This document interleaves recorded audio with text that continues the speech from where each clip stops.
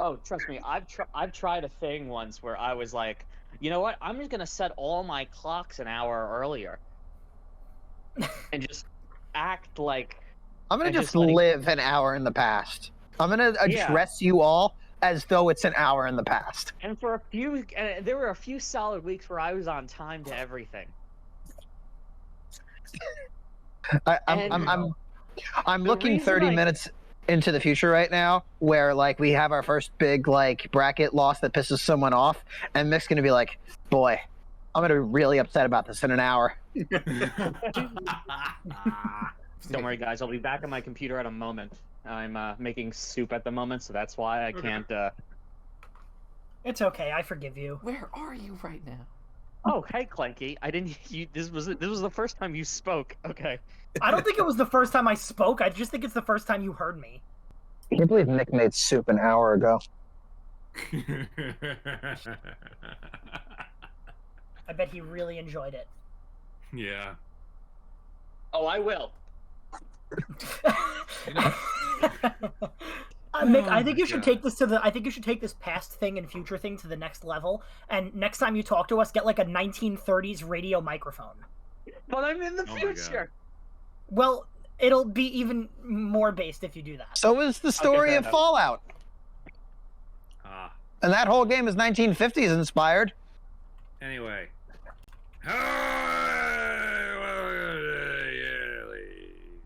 It sounded more legible by the end. Oh, that's a first. That was like... Imagine describing someone's speech as legible. I think the reason I said legible is because earlier I was trying to make out Jordan's handwriting, because Jordan has started writing down, so he doesn't have to go looking up whose matchups are whose. He's written them down, and he's just very. I shouldn't be mean because my handwriting is so much worse. But it's just very funny to see other people's handwriting and be like, "Oh, thank God, I'm not alone." No. I have doctor handwriting. I had a Dude, I can't wait for Bristol Legend. Oh yeah. Now my chicken scratch is going in the edit. Thank you. Anyway, 2009. It's the year before 2010. If we're getting into honorable mentions, would I be able to start? Absolutely. Clanky, go first. Okay. So, I'll get into my honorable mentions in a second, but really quick, since this was 2009, I want to highlight... I know, I just said, let's do honorable mentions, and then I said, let's not do honorable mentions. But in 2009 was the launch year for a little system I like to call the Nintendo DSi. Now, you might be saying to yourself, Clanky, my God. You might be saying to yourself, Clanky, why did you mention this system out of literally every other system that has come out? Why did you mention the worst DS? Yeah, why did I mention the worst DS? That's a great question, Taylor.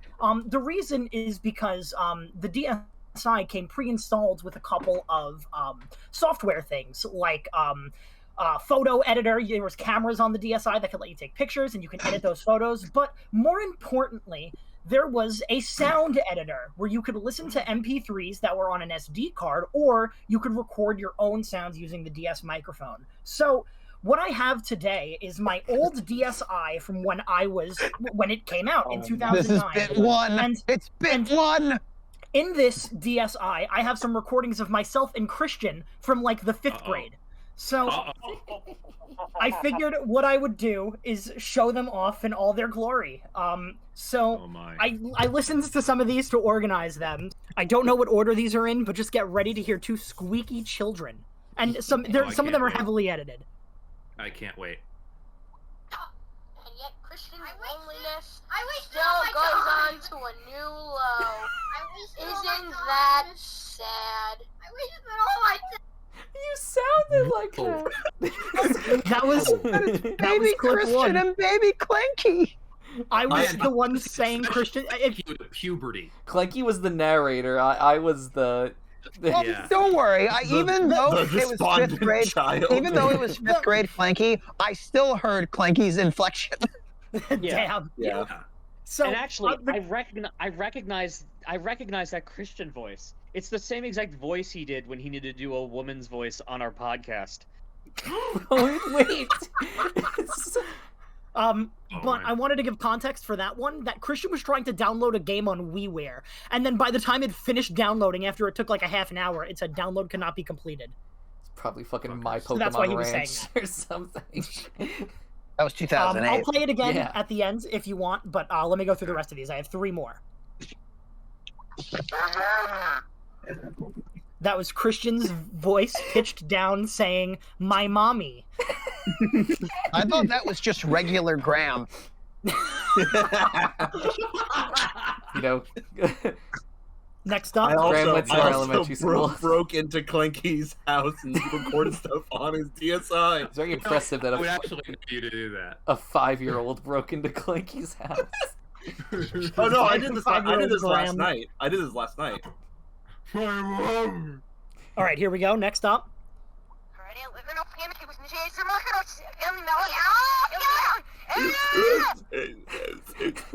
That was Now- backwards. that one was backwards. So Miss him. allow me to. How do I rewind this? Okay, allow me to rewind it for you so you can hear what it's supposed to sound like. All right, are you ready? Yes. Yeah. Fun of it later. No, I mean like start a conversation so we can make fun of it later. And that was it. That's how we would That- start. If we made a YouTube channel back in the day, that's how we would have started all of our videos. Here we go. Next up. Oh.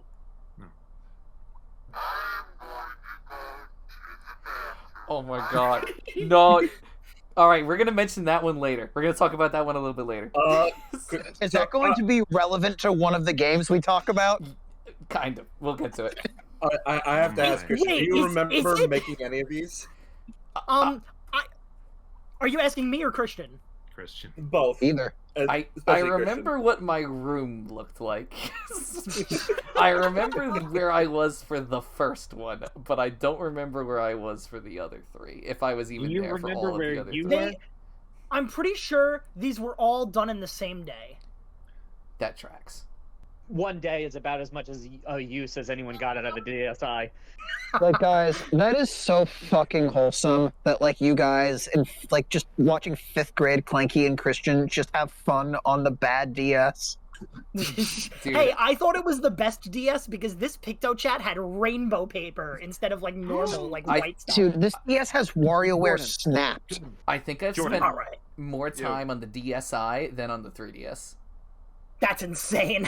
That's so awful. I'm so sorry. You don't need to be Editor sorry. It was a Jordan, blast. I want to make a request. Yeah, man. I want you to replace you saying the Yearlies with that soundbite of Christian and Clanky. It will work. He is right. It will work. Alright. Clanky, that was super nostalgic, and I didn't even know you guys back then.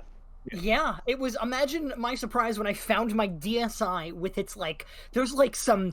I don't want to make assumptions, but there's like this like brown tan crust on my DSi like touchscreen. I have no idea what it is. It's probably like Play-Doh from when I used to It's like the put crust of Play-Doh in my memories. DS and then smash it The closed. crust of the earth. Yeah. But that thing is like a relic, and I don't think I can ever get rid of it. Wow, dude. So my honorable mentions. Yes. We have The Sims 3. It's not on the list because The Sims 1 and 2 were both superior. But The Sims 3 did introduce a lot of stuff that I liked, like a kind of open world, which is kind of crazy for a Sims game, which I liked a lot. I feel like The Sims 4 is when The Sims got bad, so I really appreciate The Sims 3 for being like the modern Sims game that I actually enjoy playing. Zelda Spirit Tracks.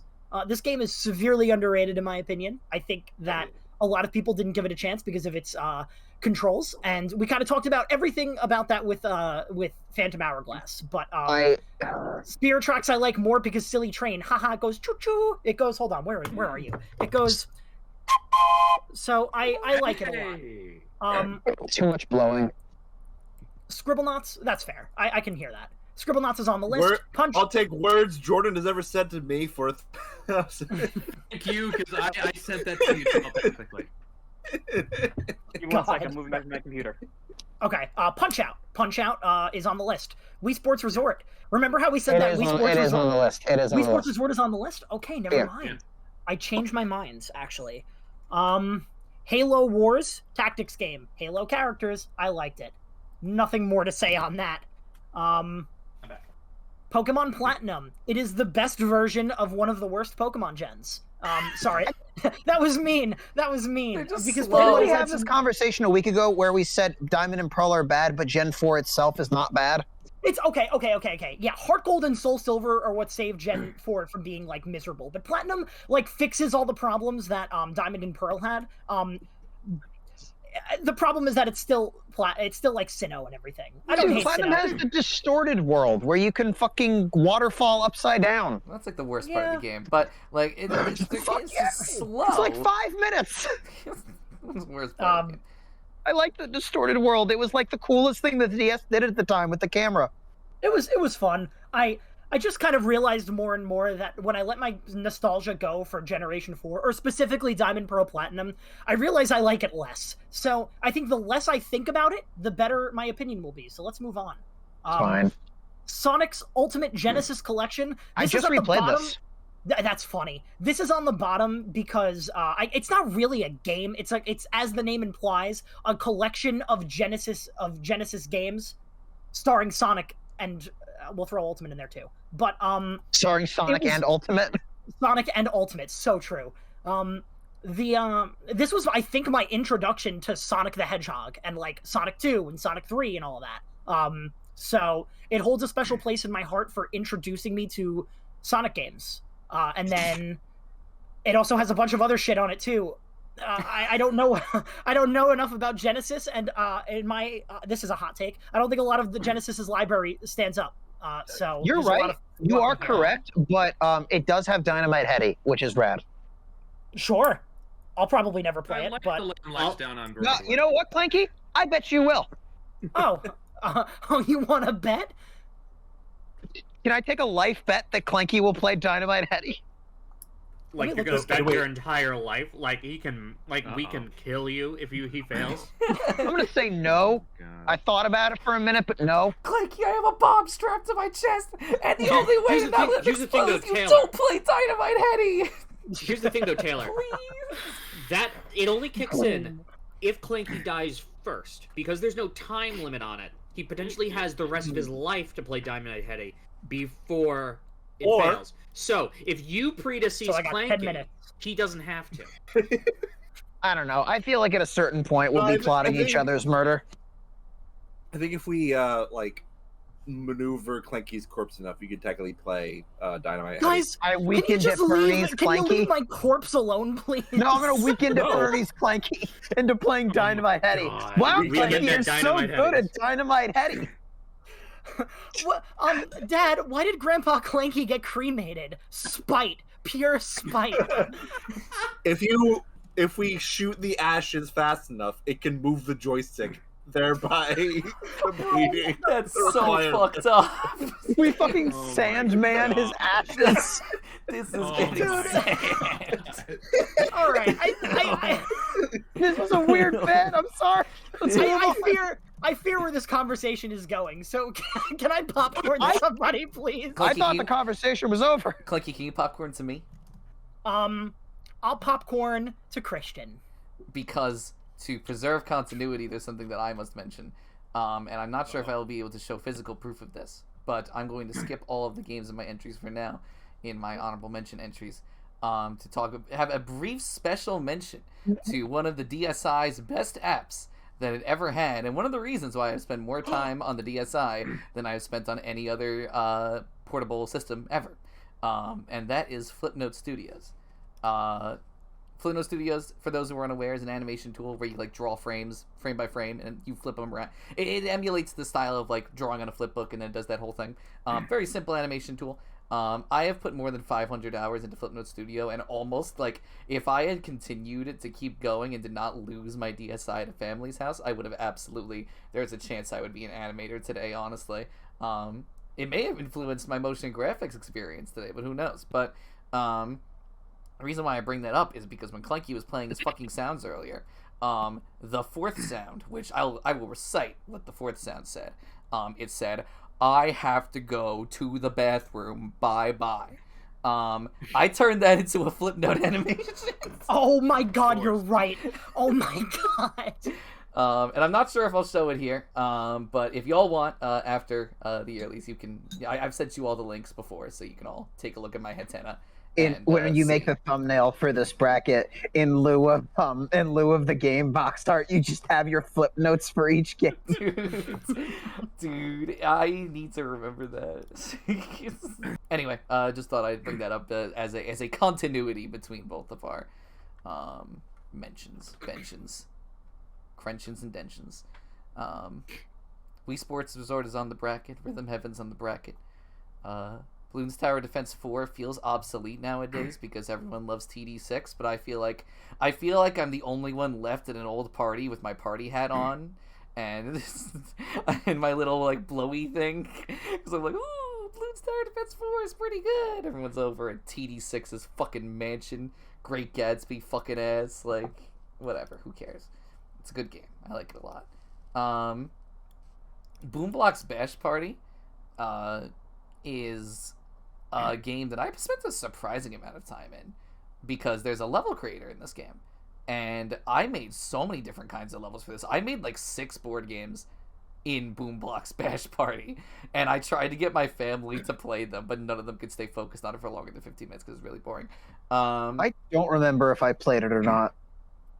That sounds like Boomblocks Bash Party. So Like, yeah. I don't know if I just played Boomblocks and Bash Party plays so close to Boomblocks that I also played Bash Party, or if I just never played Bash Party. Maybe you were just watching a Steven Spielberg movie. Who knows? Close Encounters of the Third Kind, Boomblocks, same difference. So true. So true. Mario and Luigi Bowser's Inside Story is Bowser's inside the bracket. Get him out. Scribblenauts is on the bracket. Little Big Planet. See also the Yearlies 2011. Pokemon Rumble is actually good, and people will go around and say that Pokemon Rumble isn't good because you just press the same button over and over again and you win. They're technically right about that, but the thing that makes Pokemon Rumble so good is that it's mercifully short. At around like 4 Is it? I tried playing it so many times and can't finish it. Well, that's because the game's a little hard, but it takes around 4 hours to beat. That might even be a generous estimate, but I actually really like the game. I think it's a super cool idea, and I just have a lot of nostalgia for it. New Super Mario Bros. Wii is not as good as the DS installment, but is still good. Incorrect. Fight me in a court of law. But it is still good. And I still had a lot of fun with it. And if there's one thing I can say with this game that I can't say about the DS entry, it's that I can be a jerk to everyone I play with. And that sounds fun. Lose Lose is one of my favorite art pieces I think I've ever seen. It is a game where you are in space and you have to shoot space invaders. And every space invader that you shoot represents a file on your computer. And if you shoot the space invader, it deletes the file. Oh, this game. So I respect this game from a 30-meter distance because I do not want this anywhere near my computer, but I love the concept behind it, and one day I just want to be able to have like a shit-can computer to just play Lose Lose on and wait until a crucial Windows executable is deleted as the entire computer falls apart. And then I ended off with Sonic and the Black Knight because I like Night of the Wind, and that's it. That's the only fucking thing I like about the game. I never played it. Oh, shit. Mick, Yes? it's your turn. Alright. So the other two started out with some fun little announcements, and I happen to have one as well. Oh, continuity, let's go. Uh-oh. Oh, no. So, we have a special guest this year. No! Oh. Let me just Who is it? give me a second. I gotta get him out of the bag. Why is he in the bag? I don't even know what this bit is. I just already know I'm gonna hate. Please be Jack Ruby. Please be Jack Ruby. Please be Jack Ruby. Say hello to everyone, Jack. Hello! So, in between this Yearlies and last, I learned ventriloquism. And so I'd like to give you all a hearty hello to Jack Ruby. Hello. Oh, God. I killed Lee Harvey Oswald. This isn't real. Here's the other 3 YouTube users just going click and going. I don't think I woke up this morning. I'm still dreaming. Hold on. Something's not right. How do you do, Jack? How am I doing? I'm doing great. Hey, Jack, you know, it's been a while. I haven't seen what you look like. Can I get a peek? Oh, no. So, I mean, look, Christian, Christian, just man to man. Mm-hmm. We don't have to bring the video element into this, you know. I think we're both a bit shy.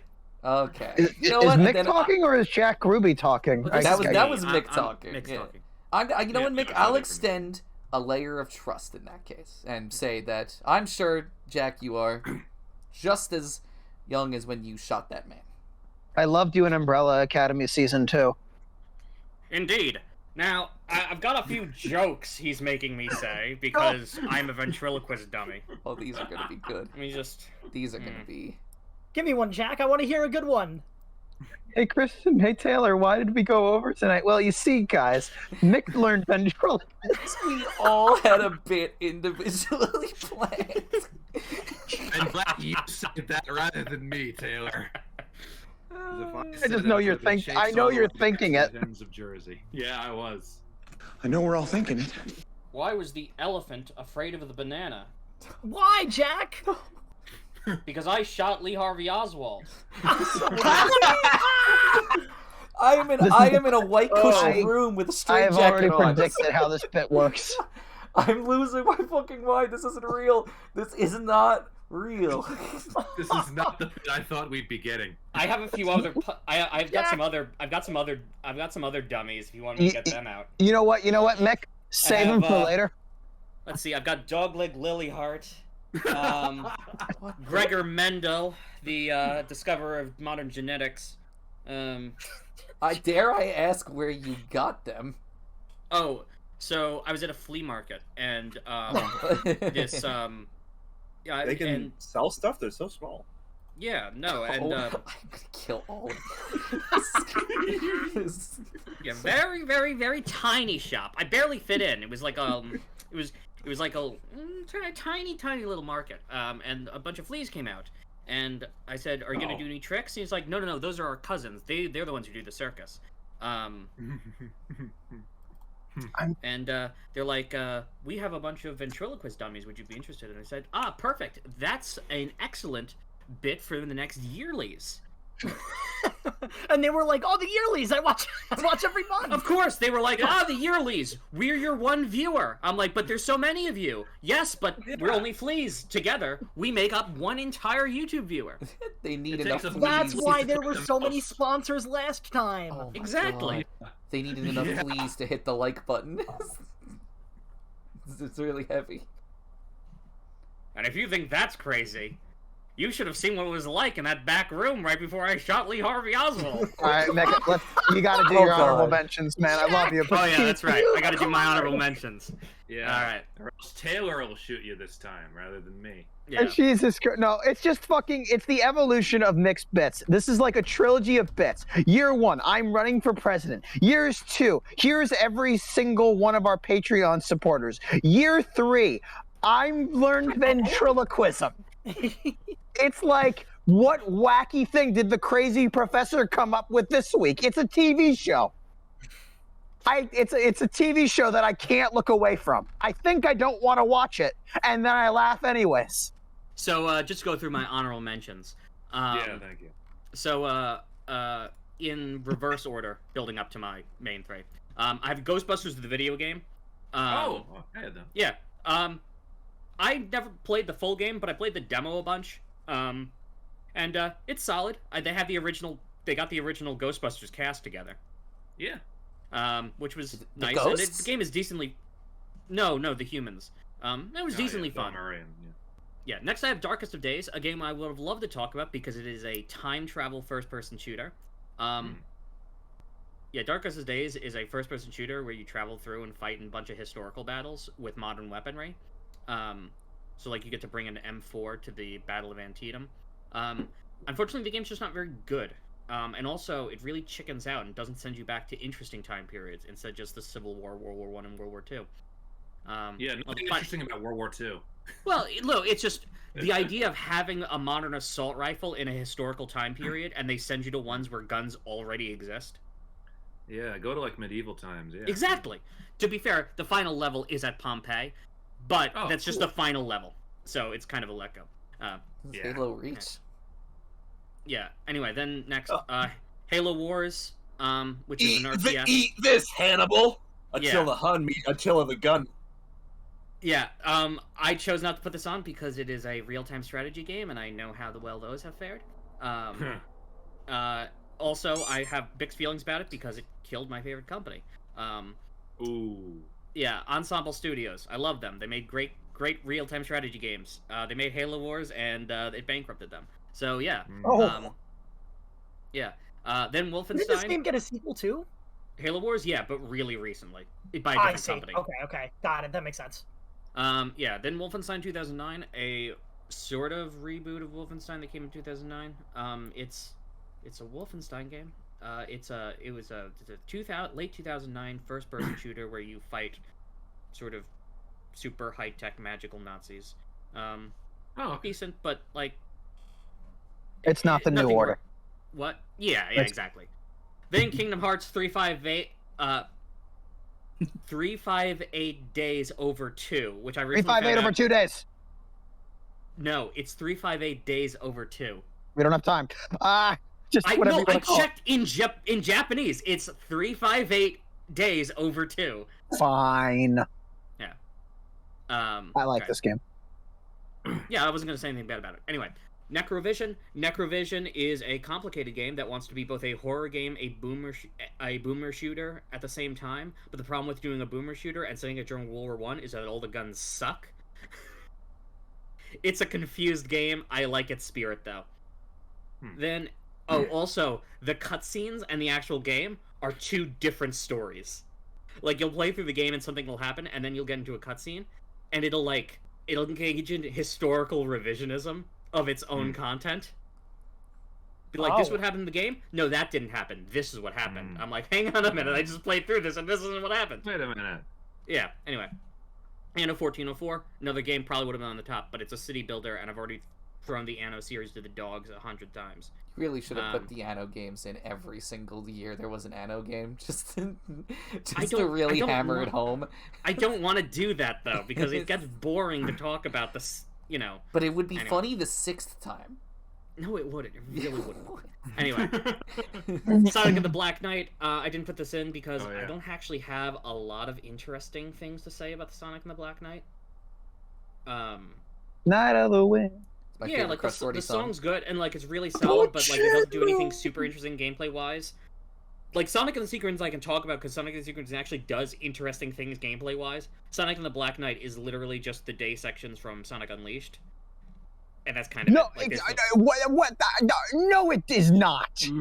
I cannot believe you just said that. What do you mean? With a straight face. It's that they're equivalent. Gameplay. That they're equivalent to the daytime stages of Sonic Unleashed? Yeah, it's the same gameplay. No, it's not. You fucking slash shit with the sword, and the sword does nothing. It is at best ambient color. Tell me I'm right. Yeah, he's right, and I know because I shot Lee Harvey Oswald. Let me have this, and let's move on. I'm gonna die this Yearlies. Do we have permission to use your body to do whatever we want with it? Yeah, use my ashes to play fucking, what was it, Dynamite Heady. Go ahead. Yeah, we get the Dynamite Headies. I don't want your ashes, I want Clanky's. Next up is... What? They're not for sale! Next up is Xenoclash. Xenoclash is a game that gets points for its world building and aesthetic, which is like this weird sort of post-apocalyptic Stone Age prehistoric thing with kind of a Flintstone style technology, like they are guns, but they're made out of bamboo and bones and shit. Unfortunately, it is a first-person boxing brawling game in Source Engine. Yeah, it's kind of jank. It's kind of jank. But yeah, so those are my honorable mentions. Unless you have anything to add, Jack Ruby. No, I think we ought to popcorn somebody. Isn't that right? That's how these things work, right? I've been dead for I don't know how many years, so I don't really know how these yearly things go. Yeah, whatever. Who wants to go next? Graham? Sure, I'll go. All right, 2009 was the year, in case you weren't aware. Learn something new every day. Honorable mentions, Dragon Age Origins. I'll be right back. I love this game, but I think I'm cursed in that anytime I ever try to play Dragon Age Origins, something happens to whatever computer I'm using to play it, and like I'll have to like either get like a new computer, and like this game doesn't have any cloud saves because it's from 2009, so I'd have to start all over again. So I've been like, I don't want to try to play it again just in case. Other than that, like it's very good. Like it's a success to like the Baldur's Gate series, which just recently got a new release. In case to kind of date this when this comes out in like 2 months. Modern Warfare 2. This was like kind of like the first big Call of Duty game I really sunk hours upon hours and possibly like at least I want to say like 70 80 hours just playing campaign, multiplayer, playing friends, doing like just spec op missions, having a lot of fun with that. To give a visualization for me, is Modern Warfare 2 the one with no Russian?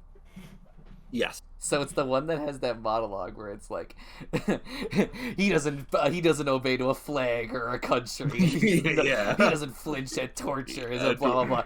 He's your new best friend. The venerable Lance Henriksen does a lot of good work in that. Yes, very good. Red Faction Guerrilla. I've played like a fair bit of this. On my Xbox 360. It's just a fun little open world game with like a very large emphasis on destructible environments. Like you can just walk in, just bash the support structure of a building and see it tumble down or put explosives. So it's a lot of fun. Everything on Mars is made out of styrofoam.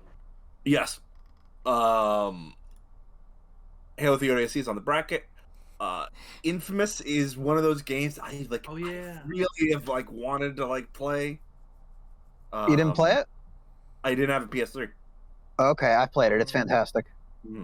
Similarly to how I always confused Dark Souls and Darksiders, I always confuse Infamous and Prototype.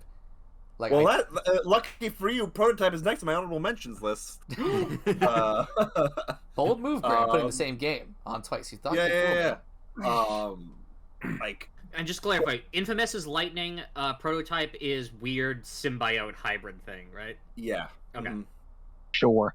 Yeah. Prototype. I've actually played a fair bit of Prototype because I had it on my laptop computer, and then I think I tried.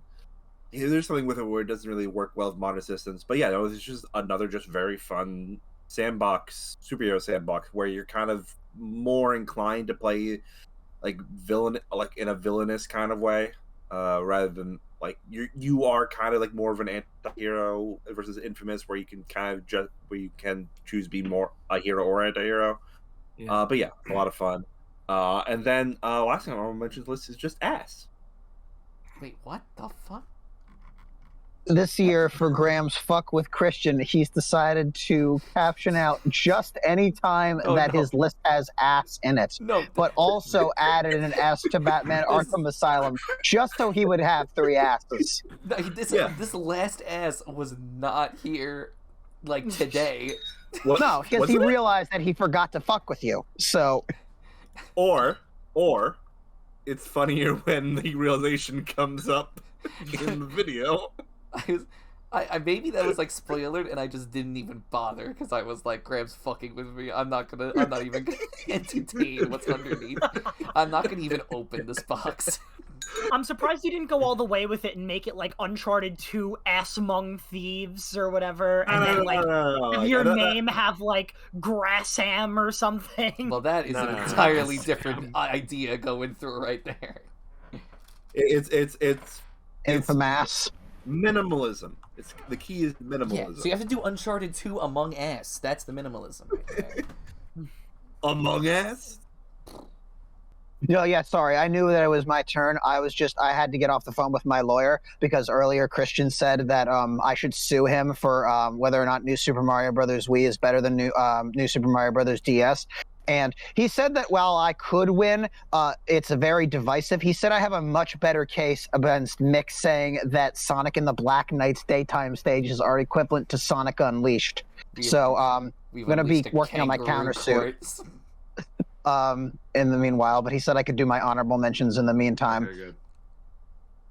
Half-Minute Hero, other than Jordan's sex life, is a game where you have 30 seconds to beat a level or the world ends, and you do it a couple different ways. Hero, Princess, Dark Lord. One is a real-time strategy game. One is like not, and another one is also not a real-time strategy game. So there's a real-time strategy game and two not real-time strategy games. Are we clear? Yeah, kind of reminds me of a 10-second ninja. Dragon Ball Z Attack of the Saiyans is the best turn-based Dragon Ball Z RPG. It is like really, really solid. It's like if Dragon Ball Z and Mario and Luigi made an RPG together. It's just a really, really good DS RPG. Professor Layton and the Diabolical Box is a Professor Layton game. We talked about Professor Layton games, and I actually don't even think Diabolical Box is one of the best ones. It's if you open a box, it kills you. That's the mystery. So don't open the box. Game over. Created by Level 5. Arkham Asylum's on the bracket. Pokemon Platinum.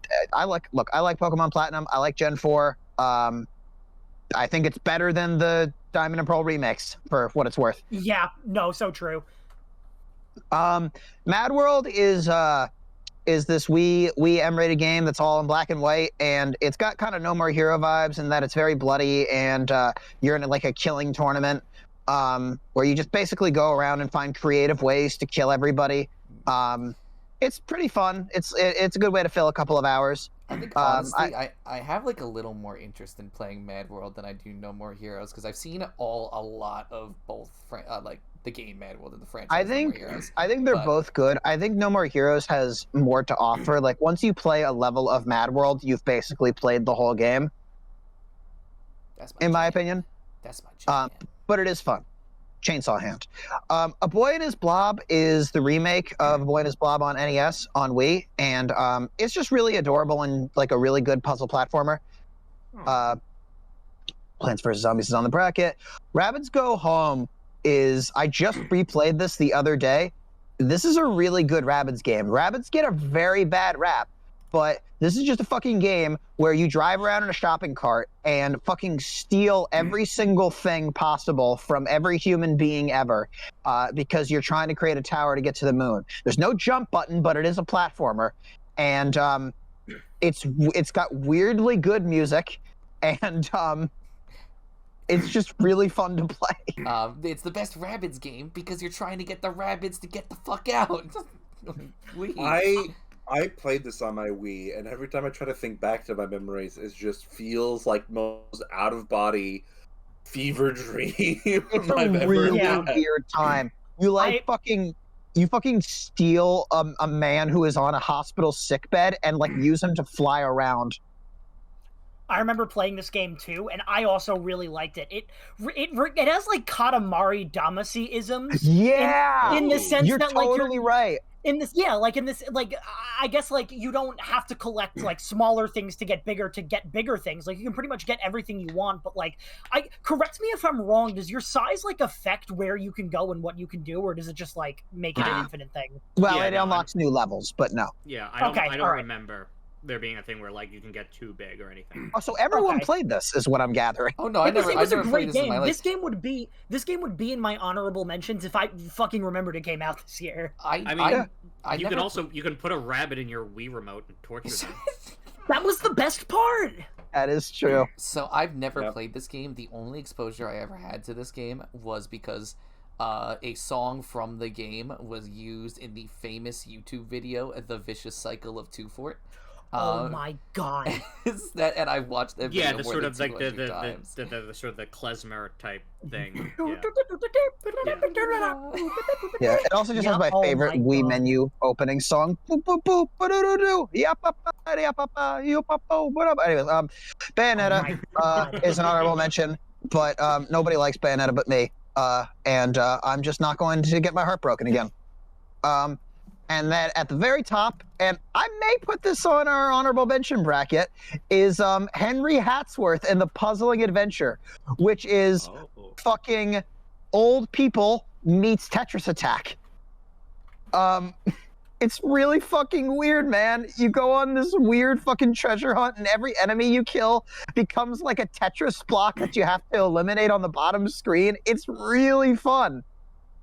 That sounds cute. I like that. And then, like, fucking, when you gain enough points, you earn the ability to do tea time and like fucking plays, and then you become a giant mech fighting robot. Name the song, Taylor. Name the song. Do it. It's classical. Nope. Well, you are correct, but what's the name of the song? If I get it wrong, I'll look silly. It's okay. It's the Turkish March by Mozart. You know what? Thank you. I do want to know. I claim to like classical music, so I should know this more. All right, yeah, and that's all, folks. So, hang on, everyone. I got a joke. Hang on, everyone. I got a joke. Just say it, Jack. I can't wait to hear it. Ish. Oh, Jack, you card! I love this trend Anyway. of Mick starting the yearlies with bits, and every time he does the bit, Taylor goes, "No!" But because the thing is, listen, this bit is probably going to fucking go down in history as one of the greatest things ever. But what the fuck does this bit have to do with anything? It makes me laugh. I learned ventriloquism because I bought a bunch of dummies from some fleas at a flea market. But what does that have to do with the yearlies? Listen, I'm just sharing my talents, all right? Jack wanted to be a part of this. Come on, all right? He gets tired running the Carousel Club. I'm Sorry, like, Jack. Can you tell me another joke? Yeah, sure. Two antennas meet on a roof, fall in love, and get married. The wedding wasn't much, but the reception was incredible. That was an actual joke. What the fuck is Actively this thought that the You're punchline so to every Jack Ruby joke was going to be that he killed Lee Harvey Oswald. Why the chick across the road? There's a So- very serious question I need to ask, and that is, does that mean Jack also is going to get a vote in the yearlies? Because that would screw up the whole No. 5 thing. No. Yeah, I'm but gonna be here like Kyle, okay? I'm just listening. I'll Maybe- occasionally make comments. Maybe sometimes, Mick, you can give your vote to Jack. Oh, no. Trust me. We have a routine planned. Oh boy. Uh-oh. Okay. Yes! Uh-oh. All right. So without further ado, we're going to get into the bracket. Our first matchup, two very similar games, I think. It's Lego Battles, which is a Clanky pick, versus Brütal Legend, which is a Mick pick. Who would like I think to they're closer than you may think, Jordan. They are way closer than you think. Wow, all right, cool. Who wants to go first? I think Clanky said he does. Go ahead. Yeah, Clanky. All right, Clanky, go.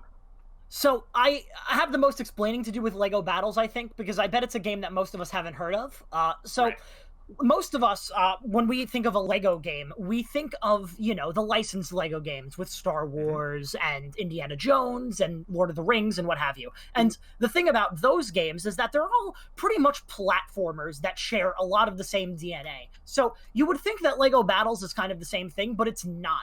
Lego Battles is a real-time strategy game where you control units on the bottom screen, builds buildings and stuff to upgrade your units and whatever. And your goal, depending on what the mission is of that level, is to either kill the person's captain, destroy the enemy's main operations building, or to kill every single thing on the screen that belongs to them. And what's interesting about this game is it's fun. You'd expect a game like this to be kind of, like a cash grabby whatever kind of game, but I loved this game so much. I felt like a lot of people haven't heard of it, and that just kind of surprises me because I feel like there is a very solid game here, and especially since it's tied to the Lego brand, I think you'd think more people would have heard about this. So in this game, you have 6 different campaigns that revolve around 3 different classic Lego sets. One of them is based off of the medieval set, and you can either play as the king and his knights, or the skeleton wizard and his, army of skeletons. The next one was the pirate themed Lego set, where you can play as either the pirates or I don't know their technical name, but they're like Napoleon-esque soldiers. You know what I mean? Like with the silly hat and everything. So there were a lot of Lego games that pulled on these sets as their things. Like I had a Lego chess game. Yeah, I was gonna say, I think Lego Chess did this. Yeah, they pretty much, these are kind of like classic Lego sets, and so in the Lego video game, they tended to draw on these sets for their faction inspiration and stuff. And I think they're sort of more I think they were probably just referred to as the Navy, if anything. Okay, fair enough. I forget exactly what they were called, but yeah, it was. I don't think they ever clarified if they're I don't think they ever clarified if they were the French or the British or anything. I think they were just sort of these are the non-pirate sailor types. Yeah. And then the last one was the space set, which was you either played as the human colonizers of Mars or you played as the aliens. And okay, all right. Well, what I really liked about this game was that depending on which side you chose, either the quote-unquote good guys or bad guys, would depend on the ending that you get. You pretty much get the motivation from both sides, of the story that goes on, because a lot of these are, war themes, right? The king is trying to protect his knights from the skeletons, and you think, oh, these skeletons are dickheads. But then you play the skeleton wizard story, and you realize that he's just trying to take over the kingdom so he can get one jewel that the king has to revive his dead wife. And each one of the campaigns has the pirate side and the navy side, or the alien side and the space people, the spacemen's side. The whole point I'm trying to make is that this game had a pretty extensive campaign that was a lot of fun to play, and there isn't much to say about the gameplay other than it's your typical RTS romp, except simplified because this game was meant for children. So that means that I loved it a lot because it's easy to understand for me. So I think that that's pretty much everything I have to say. Oh, last thing actually. I loved this game so much that this was one of the first games, if not the first game, I 100%ed. Respect that. You gotta remember your first 100%. Yeah. Well, Mick, I'm gonna let you pitch Brütal Legend because I don't remember the game. Okay, cool. No, Taylor, it's pronounced Brütal Legend. Yeah.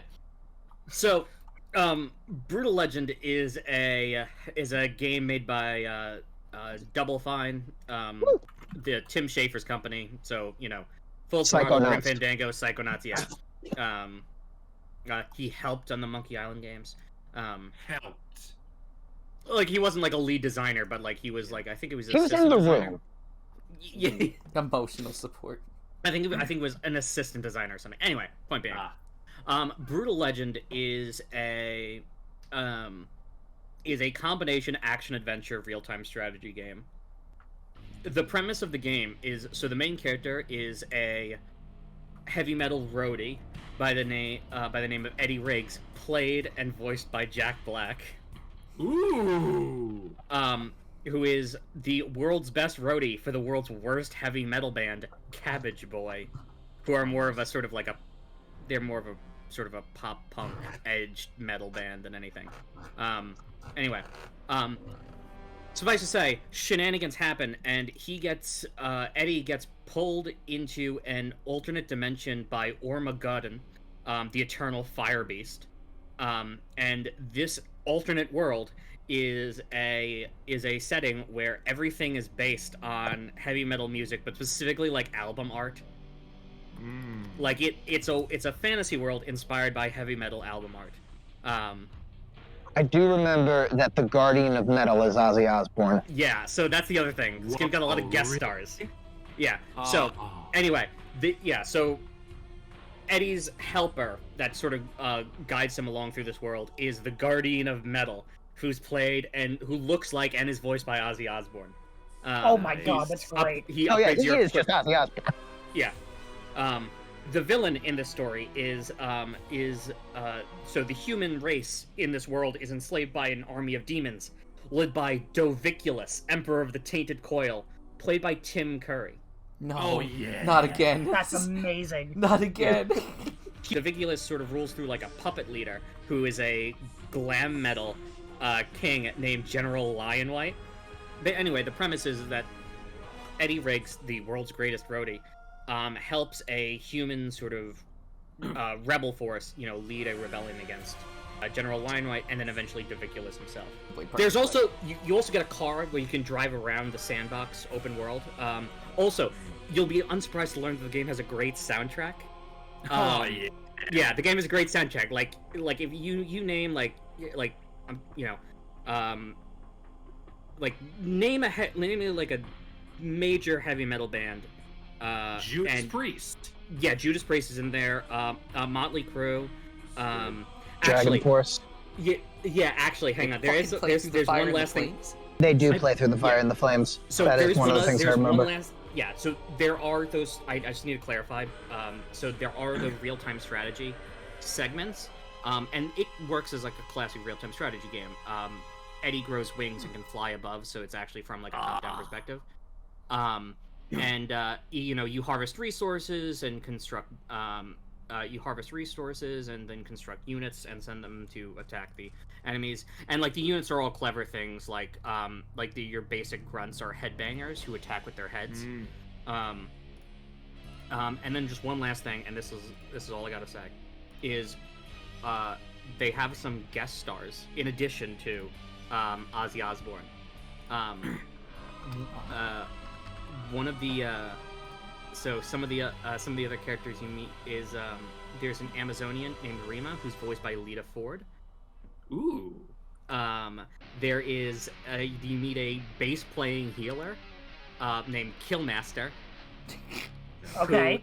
Who is voiced by Jordan, have you gotten it yet? Yeah, Lemmy. Lemmy Killmeister, that's so good. Yeah, and his Killmaster. Yeah. There's the leader of this group called the Fire Barons, who is voiced by Rob Halford. Yeah, that's great. Richard Horvitz is there somewhere too. Yeah. Also, Kyle Gass, I think, is in it as well because it's a whole Tenacious D thing. So. Let's go. But yeah, no, it's a really fun game, great soundtrack, and yeah. We should probably get to the vote.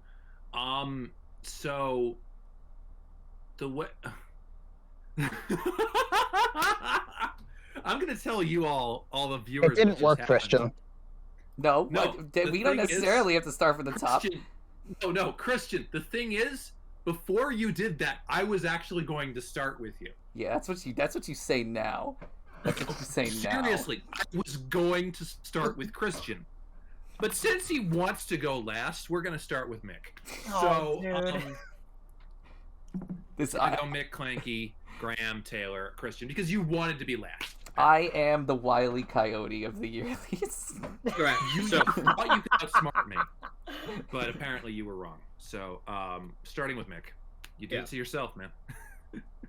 So, and Clanky, I know we throw around the "with much love and respect" bit a lot, but I genuinely mean this because I know how hard it is out here to defend a real-time strategy game. So, like, understand that if this was not my game, I would have gone for Lego Battles basically over everything else on this list. That's crazy, and that feels great, honestly. Yeah.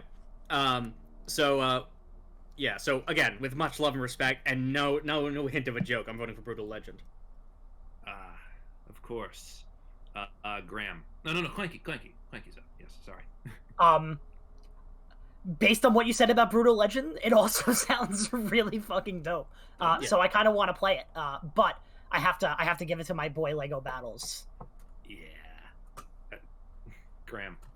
Brütal Legend I've kind of like known about more, so I have to kind of give it to Brütal Legend. Okay. Taylor. Clanky. That's If me. I vote for Lego Battles, Mhm. can I have your ashes? Oh my goodness. Well, if I say no, are you voting for Brütal Legend? I'll make it easy for you, Clanky. I'm voting for Brütal Legend regardless. Well, then you Damn. got it. Don't give him your ashes.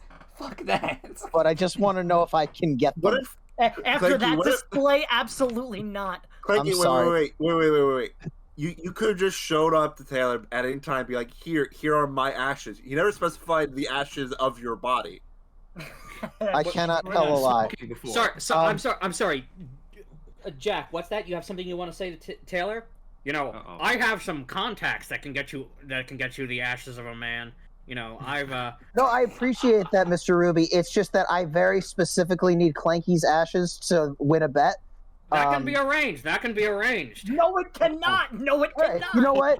Give me your home phone number, and I will give you a ring. The recording of this Yearlies is going to be played in a courtroom 4 weeks from now. I had a woman on a game show murdered once from prison.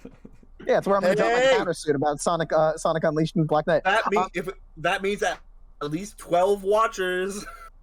Okay, in all seriousness, And they will be angry men and or women or non-binary. Instead of a murder God. case, it's about his Could you imagine that movie?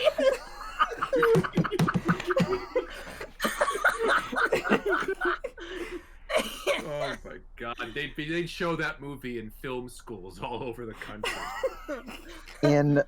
in all seriousness, I've played Brütal Legend. I enjoy Brütal Legend.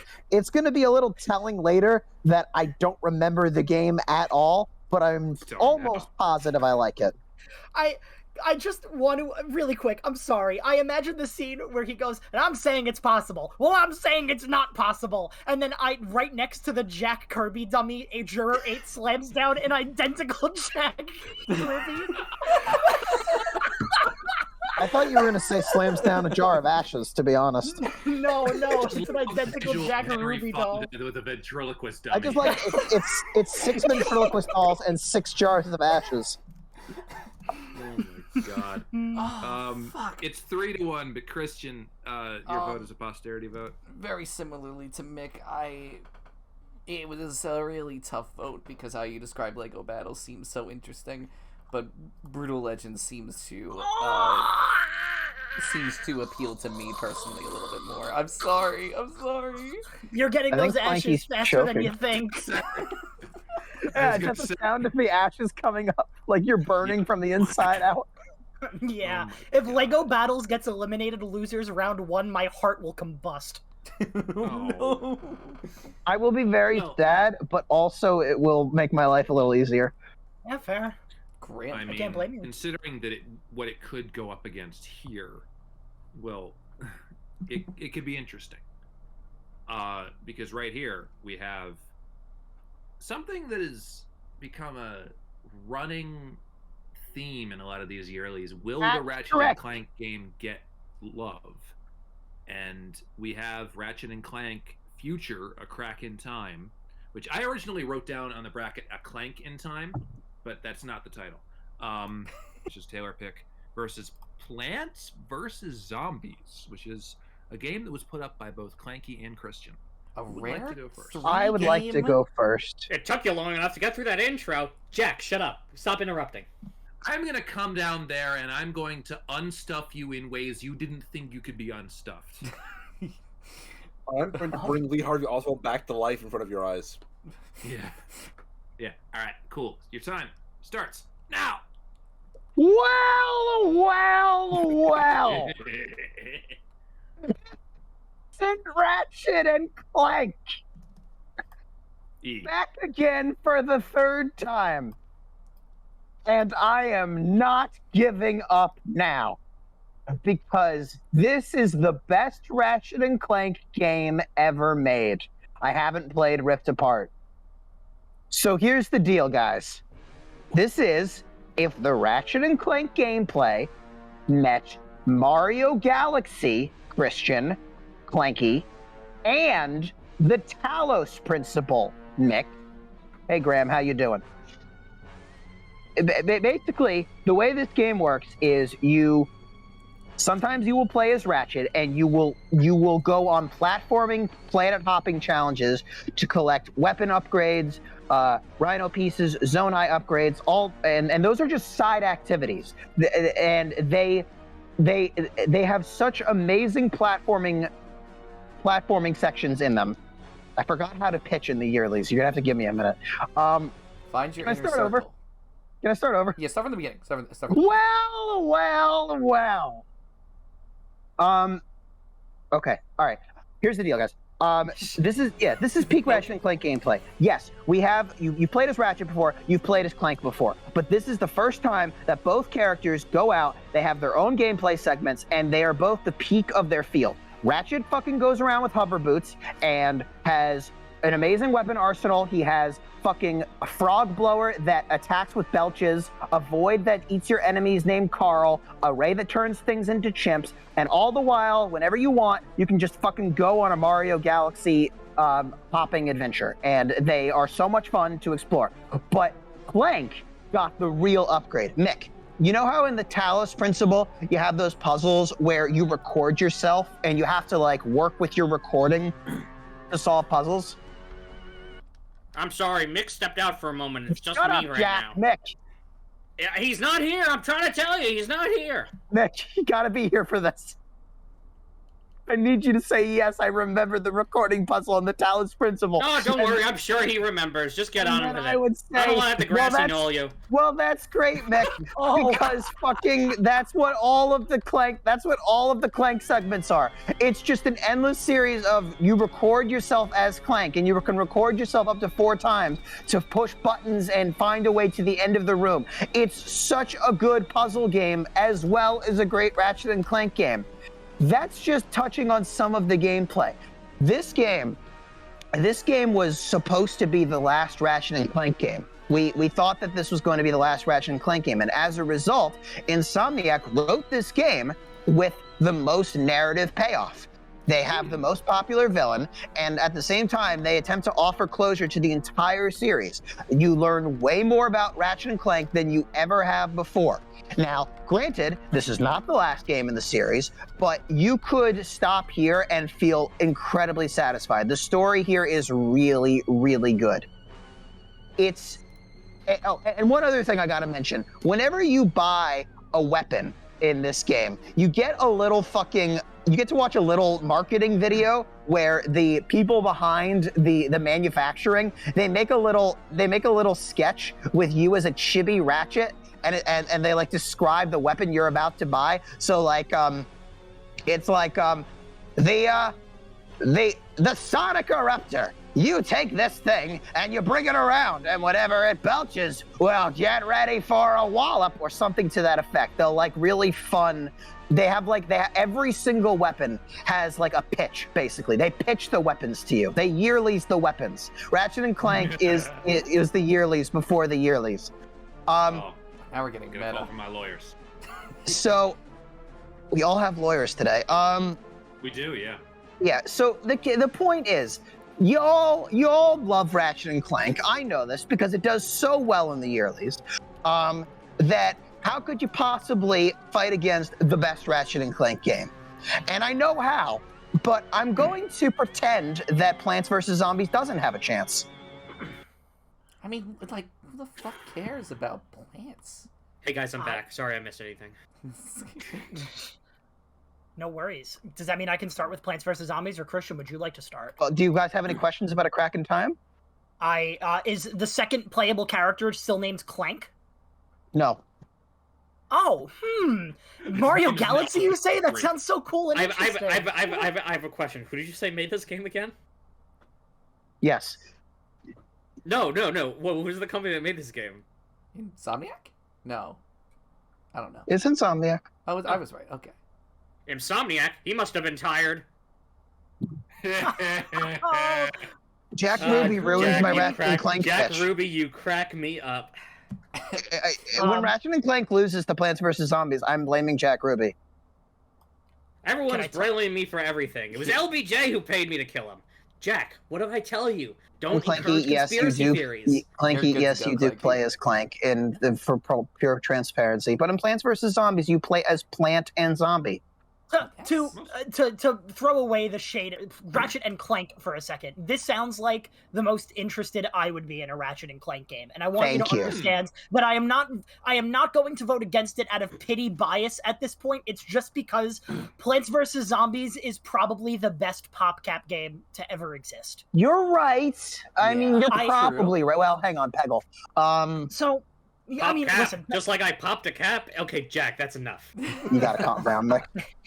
So, Plants vs. Zombies is a tower defense game, but the thing that makes it unique compared to other tower defense games is that rather than having a path that the enemies follow and then you place units around it to try to kill it, the units are in the way of the path, and that's what makes this game so interesting. It's a game where you're trying to avoid having your brain eaten by placing, the plants to guard your house from zombies, and you go all over the house. The first 2 levels are in the front yard, and what makes them different is you use sun to you collect it, and it's basically your currency in the game. But in the daytime, sun produces all the time because the sun's out. But at nighttime, sun does not produce unless you have a plant that produces sun, so it makes it a lot more difficult to build units. Then the next 2 levels are in the backyard that has a pool, and then you're introduced to aquatic plants that you either have to place like a lily pad to get regular plants on top of it, or you can put aquatic plants right in the water. And there's also like aquatic special zombies and stuff. Then the last level, the most interesting level, is the one that takes place on the roof. And while you're doing all these, tower defense levels, it's broken up with these mini games, and the mini games are some of the best mini games I've ever played. I remember Walnut Roller. Yes. Walnut Bowling is probably the best one, where you roll a walnut and it knocks down the zombies like bowling pins, and it like ricochets off the zombies, so you can have 3 or 4 zombies die at a time or get hit at a time. There's also one where you have a hammer and you have to break open these vases, and inside the vase will either be a plant for you to plant, or a zombie will come out and walk, like it normally does, and you have to, try to make sure that you're breaking enough to get plants, but you might uncover a zombie, and you never know what you'll have. And then there's another Bejeweled-esque game, right, where you have to match certain things in order to plant them. Or rather, you have to match certain plants in order to get. It's like some kind of currency or something to beat the level. You have to get a certain amount of points or whatever. It's super interesting what they're able to do with this concept of plants in a spot shooting zombies. It's some of the most unique tower design I've ever seen in my life. And I'll stop there. So anyone else? There's a lot. Some of the things that I particularly love about the game. One, you mentioned earlier, each of the different the front lawn, back lawn, and the roof.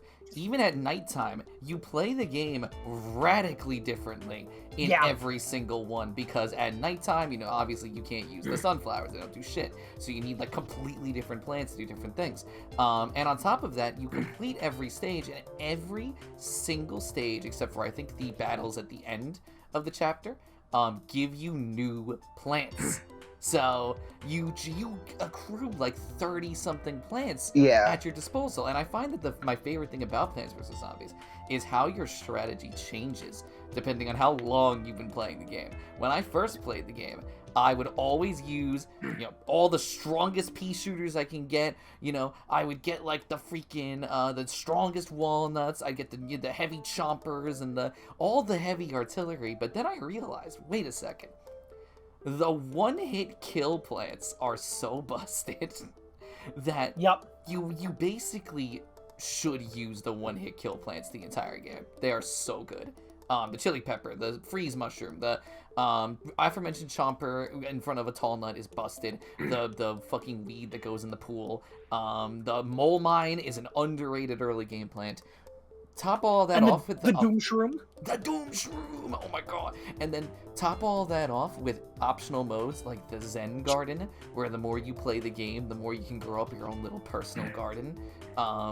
And Maybe possibly only on consoles, a multiplayer mode where one person plays as the plants and one person plays as the zombies. And That is exclusive to the Xbox, or I think it might be exclusive to the Xbox. I would believe it, honestly. It was such a good mode. And to be honest with you, yeah, this is a complete package. This is the best tower defense game ever made. This I game agree was with so that. good. This game was so good that it's what inspired. I'm pretty sure this is the game that told EA, all right, we got to buy out PopCap. Yeah. Yeah, so that we can make bad Plants vs. Zombies sequels. And they Yeah, could you are close correct. down- That is a correct statement. Yeah, they could close down Playcrafter too. While So they're we at can it. crash Ubisoft's press conference and do this really weird bit. Are we good to go to the vote? I have things to say, but I don't want to praise Plants vs. Zombies right now because Ratchet and Clank is on the line. Right. Fair. We start with Mick and Friend. Do you want to take this one, Jack? Yeah, I'm gonna vote for the the plants. I see that Jack Ruby doesn't do anything differently than what Nick would do. So glad to have him here. Yeah. Anyways, you just sealed my fate, so thanks, Jack. Yeah, hang on. Before I go, No, you're done. You're I'd done. like to Next. say a quick joke. Next. Knock knock. Next. Who's there? Who's there? Who's there? Interrupting Cal. Interrupting cow who? I killed Lee Harvey Oswald. Well, that's it, folks. Honestly, let's just the Yearlies ends right there. That's it. Jack, how many times do I tell you? You have to have an actual punchline. You want a punchline? How about this? No! Don't do that! Clanky, Oh, he's vote. gonna heat it. Yeah. Yeah. Plants vs. Zombies. That means that Graham is next. Ratchet. And Taylor. Christian, please. I know I can never count on you, but please, Christian, I vote for Ratchet and Clank.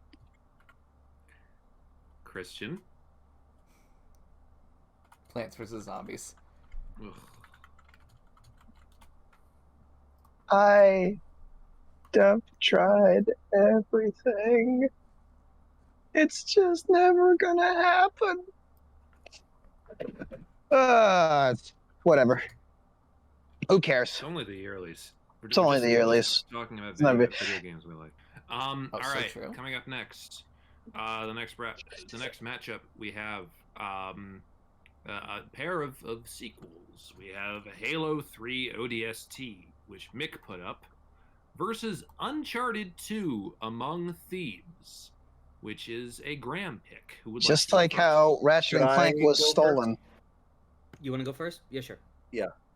All right. Grant. All right. Go. Uncharted 2 Among Thieves has to be one of the best paced action I have ever played. Wow. Every single time I have played this game, it's like that same feeling of like when you see like just like a master director just like do something like in their craft. You're like, oh my god, that's it. Like this game is just it never kind of like Uncharted 1 kind of takes a bit too long to like really get going, and Uncharted 3 like has like all this very weird like starts and stops. This one is just such a good climb with brief little moments of like relief, like the relief of downtime sprinkled in. Is just perfect. It has some of the best like character interactions in the whole series. Got an ancient Tibetan ceremonial dag in your pocket. Maybe I'm just pleased to meet you. That's the caliber of A lot. writing. Yeah. It's just like this very fun one of mine, and he would go on to also say Nolan North's best line deliveries of all time, which is just thanks for the input, Jeff. I bring it up every single time Jeff Keighley talks in my mind. That'll do it. This is kind of like one of those games that you just kind of really have to play to really kind of like there aren't like there's not like a mechanic that like like this does this super well but it also has this is like factually true, the best train level in any video game. Better than the one it in is 007 GoldenEye for the N64.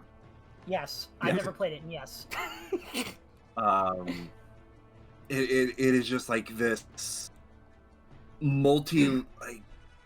it's like the whole thing what I was saying, like the pacing of the game over the entire game just distilled into one level of just like the rising action falls, like, and it leads into like the in media res opening. It is perfect. Can I go in a different direction, Graham? Sure. This game is a third-person shooter. And when I play this, no, there's nothing wrong with that. But that's all it is a third-person shooter. This is okay. Cards on the table. Man, what a great movie Uncharted 2 is. But this is my least favorite Uncharted game because I'm bad at it. I respect the honesty and the reason. I'm not good at third-person shooters, but like this was the hardest. This was the most frustrated I had with an Uncharted experience, because if you don't play these games on easy, you fucking die every second because you make a bad jump or your health is so pitifully low that you go down and then you have to hear someone go "Nay!" every 5 seconds. And I don't know. I think that the treasure hunt itself, I don't really like. This is my least favorite Uncharted treasure hunt. This is my least favorite place to explore. The train level is good, Graham. I'll give it to you. I know that people decide Uncharted as like, oh, having great set piece moments, but all anyone ever wants to talk about is the train. And I'm like, all right, well, yeah. And then when you take the train out of Uncharted, you have a third-person shooter. And I'm being critical because it's very specifically Uncharted 2. I'm not going to have many opportunities to say that Uncharted 2 is my least favorite, but I am going to end on a positive note. I do think that this game has one of the best endings in the entire series. When you beat this game, it has a great roller coaster, some amazingly witty dialogue, great final villain lines. And that being all said, I also think that they develop Nate and Elena's relationship the best as well. Yeah. So, like, it's a great movie, but this game makes me so angry in ways I can't possibly explain. Yeah. Okay. Yeah. Now, before I begin, I'm gonna put Jack back in the bag. No, don't put me in the dark again. All right. Sorry, I need to be a bit serious though when talking about Halo odds. Yeah. Odds. So, Halo 3 ODST is my favorite Halo game. It is technically it is a spin-off. It is a spin-off of the Halo games, and despite what the name implies, it actually doesn't really have that much connection to Halo 3.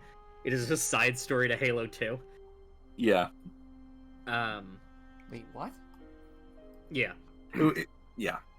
So, Halo 2, to those who aren't aware, opens with the attack on the city of New Mombasa.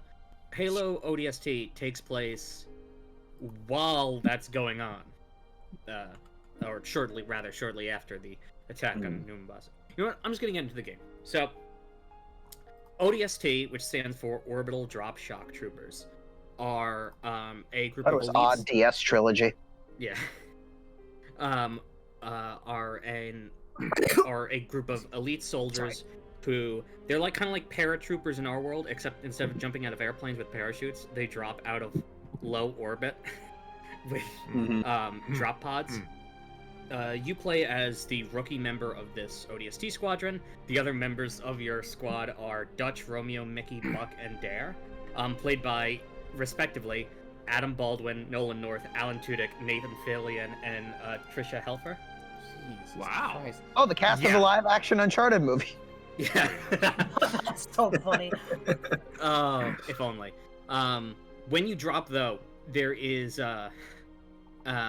the Covenant ship and a Covenant ship enters slip space at the exact same time your pods are dropping, and it sends a shockwave out, which causes all of the pods to go wide and land at different places in the city, away from where they're supposed to. Your character's pod crashes, and your character gets knocked unconscious, and then wakes up 6 hours later. The battle is over. The city, it's like probably like 5 o'clock in the morning. It's raining. The battle ended hours ago. There's basically no humans left in the city. It's just you, a bunch of flaming cars, and the Covenant patrol is still there. What precedes is probably one of the oddest and most desperate feeling Halo games, in terms of like, it's so oppressively lonely. Okay.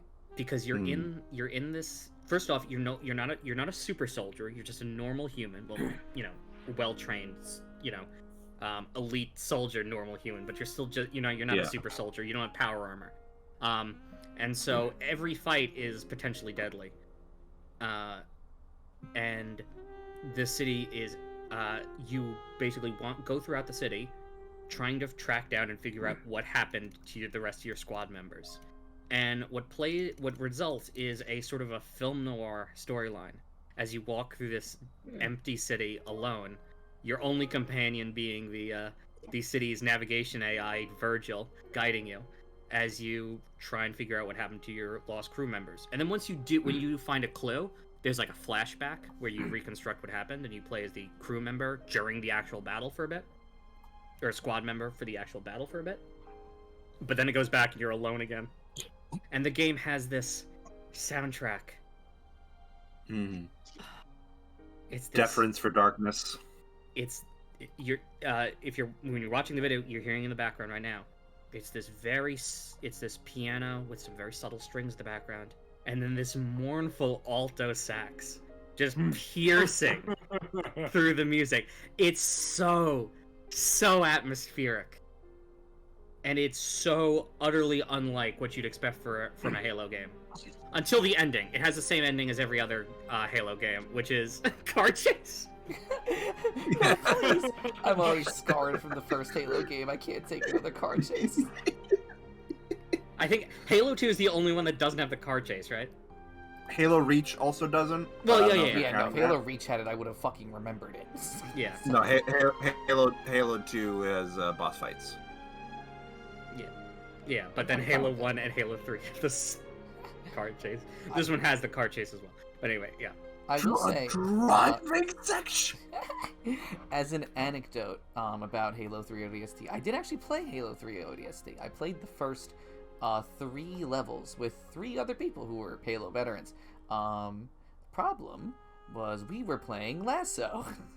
I don't know what that means. That means really fucking hard. Legendary All Skulls on. Oh, okay. And I had the worst time because I Gotcha. contributed nothing because I wasn't good at the game, and everyone else was also struggling because it was so Wait, Seems hard. to be a trend with this round.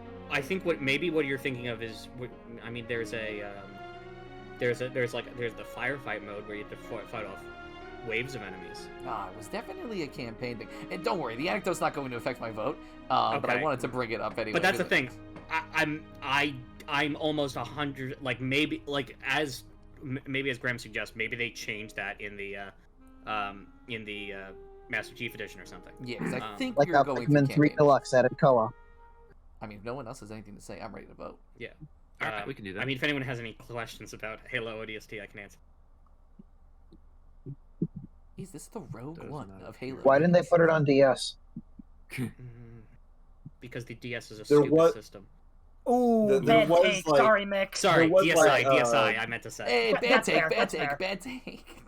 There was like an early prototype of like trying to make a game for Halo like on DS, like they do with like the Call of Duty games on DS. Yeah. And the like Metroid Prime Hunters. Not good. Yeah. If nobody else has any other questions, the vote actually starts with Mick. Yeah, so I'm gonna vote for Halo 3 ODST. And if any of you vote for a movie over a game, I'll kill you. In It's a good game. I'm not afraid of It's you great, or Nick. Jack Ruby. It's a really good movie. Yeah, I'm sure it's a good movie. Also, another thing, Halo 3 ODST, only 4 hours long. The main campaign, only 4 hours long. Doesn't overstay its welcome. It knows what it's about. Uncharted 2 is only 15 minutes, so You know what? Ruby may have been able to kill Only the 15 minutes of Oswald. gameplay. this is my strategy this year. Is I'm going to just counter everyone's concerns with lies. Is Clanky and Ratchet and Clank a cracking time? No. Is Halo Uncharted 2 long? I got No, a lie 15 for minutes. you. Yeah. Hang on. Perfect. But this time I'm going to commit.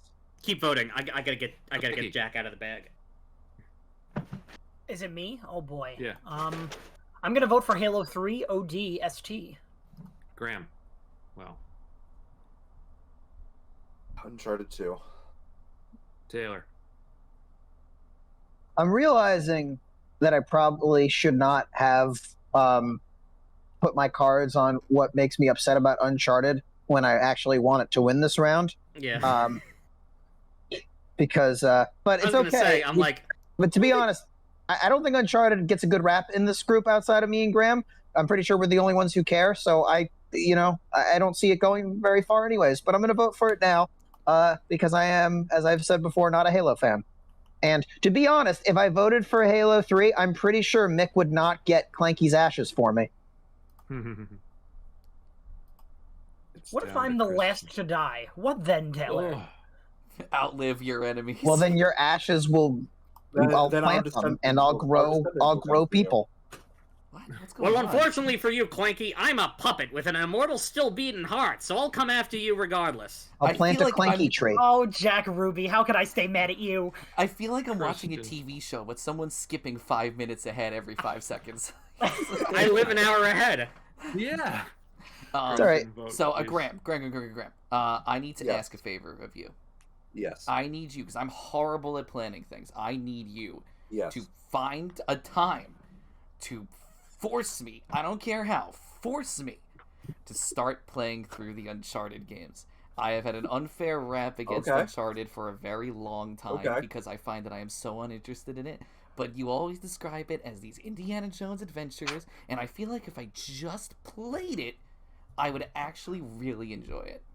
Unfortunately, since I have not played Uncharted 2, I'm voting for Halo 3 Overdrive. Can I ask? Are you sure you've played ODST though? Yes. Are you sure? It sounds like you're not entirely convinced that it was did look up, ODST. and you can play online co-op. Campaign. That's abysmal. That sucks. Halo 3 ODST playing co-op? That sounds shit. But I'm voting for it because I like Halo. No, Clinky, again, a big part of it is the Is the atmosphere story. of loneliness. Yeah. The atmosphere of loneliness. And to have three other idiots accompanying you just sounds like, oh, this sounds nightmarish. And also on fucking Lasso too. It was miserable. That sounds like a terrible experience. But I really like Halo, and I need to play Uncharted. So All right. we have Mario and Luigi Bowser's Inside Story, which is a Taylor pick, versus Punch Out, which is a Christian pick. Who would like to go first? Christian, I'll play rock, paper, scissors with you to decide who goes This is the only first. time that I would like to go first. Can I please go first? All right, I tell you what, I'm going to throw rock. Are you ready? All right. 1, 2, 3. Oh, shit, I threw rock. It was a gun. I lied to you. Okay, sounds good. My rock deflects bullets, actually, so I'm going to go first. Okay, I think that's if a you lie, really, but I'll Taylor, if you concede. really want to go first, you can. Oh, but... go first. I know you want to talk about Punch Out. Okay. Yeah. The game I played. All right, go. So Punch Out, known colloquially as Punch Out Wii. I'm actually going to start off by not talking about Punch Out Wii, because I find that the Yearlies, I'm actually a bit placid. I don't really get into any sort of spicy territory with my opinions. So I like to start this off actually with a hot take. Actually, one of my first Yearlies hot takes. I know what it is too, and I'm kind of upset. I think that Mike Tyson's Punch Out is a bad video game. Oh, on NES. On NES, I think. I might agree actually. I think because I just replayed it and I had a pretty bad time. I think the game is needlessly frustrating, relentlessly punishing, reuses enemies like they're fucking gumballs in a candy machine. The music is not all it's cracked up to be. I like the music. its attention to culture is not as bad as I originally thought it was, but there are some lines that can be construed here as a racist. Hang on a minute. Christian, I do want to just say, basically every single criticism you just leveled at it can be said about literally any NES game, except for the racism bit. Well, that's the thing. I also don't like any NES games, except for maybe Kirby's Adventure, but... Alright, fair, you're consistent. Okay, I'll give him that. Yeah. What? Oh, no, anticipation. Sorry, 2 NES games. 2 NES... And Clax, 3 NES games. Alright, we're safe, we're safe. But yeah, do you like Mario? I'm not a huge fan of Super Mario, but like when Piston Honda in the NES game, the Japanese boxer, says the lines, and I didn't edit this at all, sushi kamikaze Fujiyama Nipponichi, in no particular order or reason, and this had to be translated by Americans, by the way. I can't help but think that the NES game is a little insensitive, but I think the thing about Mike Tyson's Punch Out that is the most egregious is the fact that there is no reason for anyone to ever play Mike Tyson's Punch Out ever again, because Punch Out Wii exists, and Punch Out Mike Wii... Tyson's not in it. What? Mike Tyson isn't in it. Is the worst part of Mike Tyson's Punch Out. He's the worst boss ever made. He kills you in one hit, and that's it. He's stupid. Yeah. He's so dumb. No, he's right. He is right. It's the dumbest idea. And the only reason anyone cares about Mike Tyson's Punch Out is because they want to show it to other people so they can laugh at them and torture them. That's the only reason it even matters. Punch Out Wii is better in every way. Instead of Mike Tyson, you have Donkey Kong. He's so much better. But like...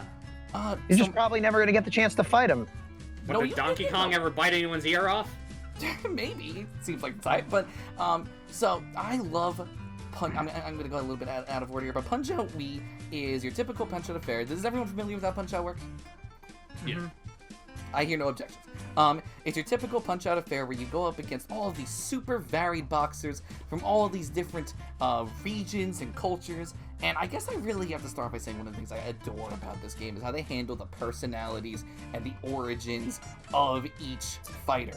Every single fighter in this game, like, if I hear the phrase tongue-in-cheek a lot with, like, when it comes to, like, the humor. I wouldn't say that Punch Out Wii is, like, super-duper sensitive, but it's tongue-in-cheek instead of, you know, knife-in-cheek.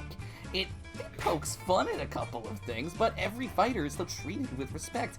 Every fighter talks in their native tongue. French. Maybe, possibly, Glass Joe. Every fighter talks in their native tongue. Every fighter now has relevant backstories related to their culture. Everything that was originally deemed like stupid or racist in the NES game is now completely removed. Their themes that play when you fight them are all remixed themes of the Punch-Out theme using instruments from the culture that they come from, and the developers of the game decided to throw themselves on the hot seat by they're Canadians who made the game. I forget if it was Retro or Next Level. Yeah, that's right. They're Canadians, so they brought back Bear Hugger from Super Punch Out. Need a hug? The most ridiculous Canadian. Who, by the way, is just Graham. No, I would say like Graham's not Canadian. Are you sure? That we know of. I mean, look, if any of us were gonna be Canadian, it would be Graham. I do have I have an aunt and uncle in Canada. That Christian. Why do you think he has so much personal hatred for Jeff Keighley? You're gonna need to explain that Christian, one to me, can I just say the one thing? Because he has all of the personality and charisma of a maple tree. I get it. Christian, I have not played Punch Out Wii, but the one thing that that does upset me is I really, really wish they translated the foreign language. I really don't. I really wish I knew what they were saying. Really? It goes either way for me. I think it would have been great if they had an option, but I'm glad if there was an option, it'd be turned off by default. Because then, like, Little Mac doesn't fucking know what they're saying, so why should we? You know? Yeah, like, I really love it when characters speak their native tongue in a video game. Like, it's one of the things that I really liked about Civilization 5. Like, all the leaders speak their native tongue, and I just think that's really cool. I'm sorry, I want to know what the dialogue is. An option would be bad. I would concede an option would not be bad. I hope that option would be turned off by default, though.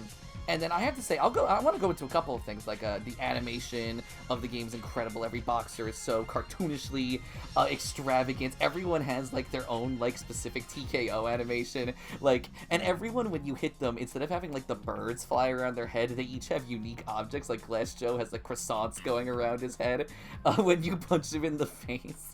And there are other great examples. Von Kaiser, when you hit him in the face, makes the sounds of a cuckoo clock. It's just, the gameplay itself is so much fun because Punch Out, I will give NES Punch Out one thing. No, I'm going to give the arcade Punch Out one thing. They created the concept of Punch Out, and it was spectacular. And Punch Out Wii is just doing that with the presentation of a golden statue. But there is one fighter that I would like to focus on today, because I could just go through and list a couple of fringe examples from different fighters of the game, but I don't think that would really get the point across as well. So there was one fighter I picked out from Punch Out Wii that I wanted to point out because I believe that every fighter in Punch Out Wii is as in-depth with their little details as this fighter. And that fighter's Aaron Ryan. I knew you were going to say Aaron Ryan. Aaron Ryan is a fighter from Super Punch Out. And he is a sadomasochist. Oh God. Who will do? Well, you know what? Why don't I just start by showing all of you the amount of rule infractions that Aaron Ryan has. And you can see here in this document I've sent. This is every single rule that Aaron Ryan breaks when fighting you in Punch Out Wii.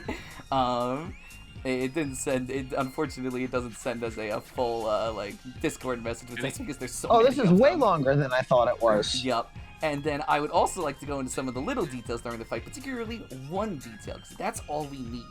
In Punch Out Wii, Aaron Ryan's stats and the circumstances surrounding his fights contain many references to the number 7. For example, the number of repeated letters in his full name is 7. All the A's, N's, and R's. During his contender fight, Little Mac can only have up to 7 hearts. Those are the amount of times you can block before you can't block anymore, basically. After stunning Aaron Ryan, Ryan can only take a maximum of 7 hits before he breaks out of his stun. If he's knocked down, he always gets up at the count of 7. If he doesn't get up at the count of 7, you win the fight. He gives 7 opportunities for stars per round, and stars are like things you can collect to do super punches. Ryan's unique KO and TKO animations are each 7 seconds long. You know what? Honestly, I don't need to go through the rest of these. There's Can I take a guess? Can I take a guess why? About why they're all 7? Yeah. Oh, I guess I didn't explain it yet, but yeah, sure. Because he's Irish. He's Irish. I should have started with the fact that he was Irish. But yeah. No, by the way, the fact that he was sadomasochistic. Yeah, exactly. I started that he was a sadomasochist. But yeah, that by the way was about 10% of Aaron Ryan's trivia page for Punch Out Wii. That's how much detail is put into every fighter in Punch Out Wii. Wow. Did I go a full 8 minutes on that pitch? You certainly did. My apologies. Taylor, take it away as long as you like. This will be the 16-minute one. The first thing that happens in Mario and Luigi Bowser's Inside Story is that every Toad gets gigantism. And the game becomes inflation porn. Immediately, it's inflation porn. And you want us to vote for it? This is the best Mario and Luigi game, by far. Are you sure? And it is by far a right proper Bowser game. I haven't clocked it, but I think you play as Bowser more than you play as Mario and Luigi. He plays so well. While you're trying to find a cure for gigantism, Bowser ate a mushroom that makes him suck everything into his body. So you play as So after he eats you, you play as Bowser on the surface, and you go through Tooth Beaches, and you explore his castle that's been fossilized by the returning villain Fawful.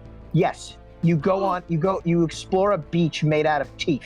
Sorry. This game is 10 jokes a minute, and it never lets up. Fucking Fawful was the biggest villain in the first game that everyone loves, and he's back, and he's got a giant pig minion named Midbus, and it's fantastic. Well, you're playing as Bowser, you explore the 3D world, and while you're playing as Mario and Luigi, the game is a side-scroller. And the blend between side-scroller and overworld gameplay is the best gameplay blend in the series. It's such a good choice to make the insides of Bowser 2D, because it constantly feels like the gameplay it changes up in ways that other games in the franchise weren't able to do. And when you do things with Bowser on the overworld, it will affect the inside of his body. If you make him drink water, his entire insides will flood, and then the level becomes a water level. If you stand in front of an X-ray machine and have it shoot gamma rays in front of you, it makes invisible blocks visible. And fucking, there are all these blocks he swallowed, and they continuously replace nouns with the word Glorbin. Do you want to say Glorbin? Oh my Glorbin. It's Glorbin. It's Glorbin-tastic. The combat is the best in the series. And while I admit giant Bowser bites are not my favorite part of the game, they're definitely the best gimmick thing Mario and Luigi ever did. Way better than the fucking paper battles from Paper Jam or Dreamy Luigi from Dream Team. These actually feel like they have a certain layer of epicness to them, like you're fighting your own castle and shit. And all the attack moves are so great. You get to use all of Bowser's minions, so you set Goombas on fire and throw spiky balls with Shy Guys, Magic Koopa spells. It's so good. This is just the perfect blend of gameplay, and it really never lets up. There really are no bad parts to this game, and it all culminates in a really fucking epic finale. It's one of the better Mario and Luigi storylines. I don't think it's Super Paper Mario levels of good, but it is a good Mario story with fucking lore for Princess Peach's entire ancestry. If I'm remembering correctly, it's just, dude, it's Mario and Luigi, man. And I love Mario and Luigi, and this is peak Mario and Luigi. I'm holding my thoughts till I vote for. I find some thoughts best saved for that. Okay, so guys, if you can save your questions for later if you want, when it goes to the losers bracket. Taylor, I wouldn't speak so soon, but I also would speak sooner. Who knows? So if there's no other things to be said in this one, Mick, we are starting with you. Come back. Ruby and I need to deliberate. Okay. Clanky. I do like Bowser's Inside Story, and I want to make that clear. Here we go. Yeah, sorry. But No. the one thing where I don't agree 100% with Taylor is I do not like the 2D sections of Mario and Luigi. Here we go. Yeah. So Well, guess what, Clanky? There are no 2D sections in this game.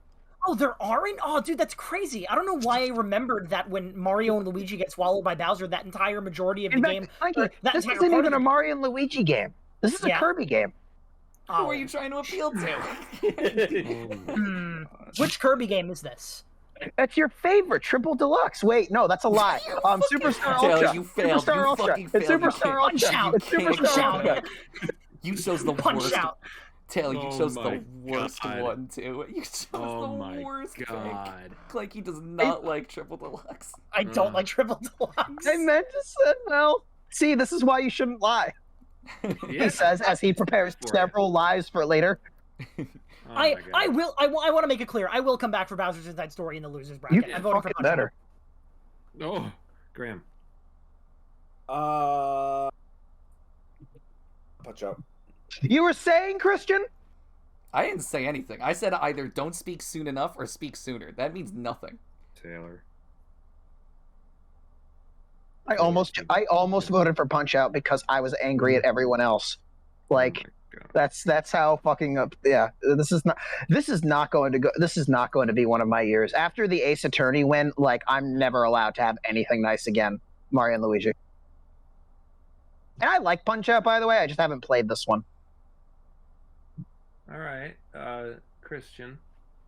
I've played Mario and Luigi Bowser's Inside Story. I played it when I was way, way younger, and it's the only Mario and Luigi game I've ever played. I quit the game after I got to the Bowser fight in, like, the observatory, was it? Because it was too fucking hard. I couldn't get past it. I think that if I had played the game all the way up to its conclusion, somehow getting past all of the really challenging fights, I might be voting for it this round.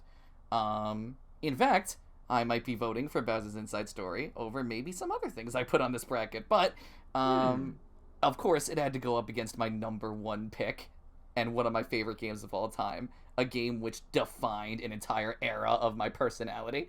So And I can't believe you're going to vote for the first-person shooter over Mario and Luigi Bowser's Inside Story. Von Kaiser pulls out an AR-15. Punch Out for the Wii. Yeah. Yeah. And we're back to Mick with a 3-1 vote already for Punch Out. You know what, Jack? You just want to take this. Yeah, We're gonna vote for Bowser's Inside Story because it's got teeth in it. And Mick here loves teeth. Now. Mick here loves teeth. And I shot Lee Harvey Oswald. You know, somewhere I really hope that Norm Macdonald is smiling up at us. I do think Lee Harvey Oswald did have teeth. For a moment. That is a little known fact about the guy. Mm-hmm. And he had teeth. Yeah. All right. Yeah. He had teeth. Okay. Time for everybody's favorite round. Jordan's wild card gets fucked by one of the best games on the bracket. We have Left 4 Dead 2, which is a game that Clanky put up and also Christian put up, versus my wild card. It's mine. It's my wild card. It's my wild card, Jordan. Versus Taylor. I'm the host now. I'm the host. I'm now hosting the Yearlies. All right, everybody. So we're gonna start. Who wants to go first? The name of this episode is going to be The Lies of T. After the fucking Pinocchio Dark Souls like. Yeah, I reject. Yeah, I'm rejecting that title immediately. But that could be a lie. Could be. Taylor, can I go first? Yeah, Jordan, you can go first. I, as host, bequeath you that right. All right, I'm starting the time for the host. Yep, timer is set for 36 minutes. Go ahead. That's how long these rounds are. Oh, that's how long they feel. Okay, I'm gonna be brief about this one because I didn't have a lot of other choices for wild card, and Marvel Ultimate Alliance is a game I had played. But Jordan, I gotta say, I played Ultimate Alliance 2 as well. Actually, if anything, I have stronger memories of this one than the first one. So I could, if you want to tag team this, if you need help. I was thinking of doing something like that. I was just gonna go with some things I remembered about it because I actually played this on two different platforms because I rented the Wii version, and I could not get past a battle with a character they had made up for the purpose of the game. Tried it about 150 times, rage quitted, swore never to play the game again, and then got it on my PS2, or maybe my PS3, and then said boss battle wasn't even on the PS2 version. It was just something they put on the Wii. So I kept waiting for an unbeatable boss battle that never actually happened. But other than that, there are actually a lot I like about this game. It's a lot of the same stuff as the original. You play as 4 Marvel characters at once, switching between them, going through all these battles, finding all these deep-cut Marvel Comics villains. There is a really good adaptation of the Civil War series in the comics, arguably a better adaptation than the one done by the MCU movie. No. It's not arguable. They had more than 12 people to work with. Yeah, exactly. So it wasn't just like, here's who we have, this is how we want to do it, we only have Spider-Man for this amount of time. It's like, no, okay, we have everybody, we have the Hulk that's playable, we have Spider-Man that's playable, we can actually choose a side between Iron Man and Captain America. They showed Speedball becoming Penance. Yes, which is kind of insane. You get to fight Penance, I believe. And it's one of those games where like the gameplay and the decisions you make affect the type of rest of the game that you get, and it's very different via whether you choose Cap side, whether you choose Iron Man side. It's a really cool element to it. Also, you get a lot more newer characters to play as, stuff that wasn't in the first one. I believe the last half of the game is you play, evil corrupted versions of like shield agents and like the people that you've been allied with, culminating in all right, spoilers for a game that none of you guys are gonna play, but culminating in a boss battle. Yes, I might play it. Should I not?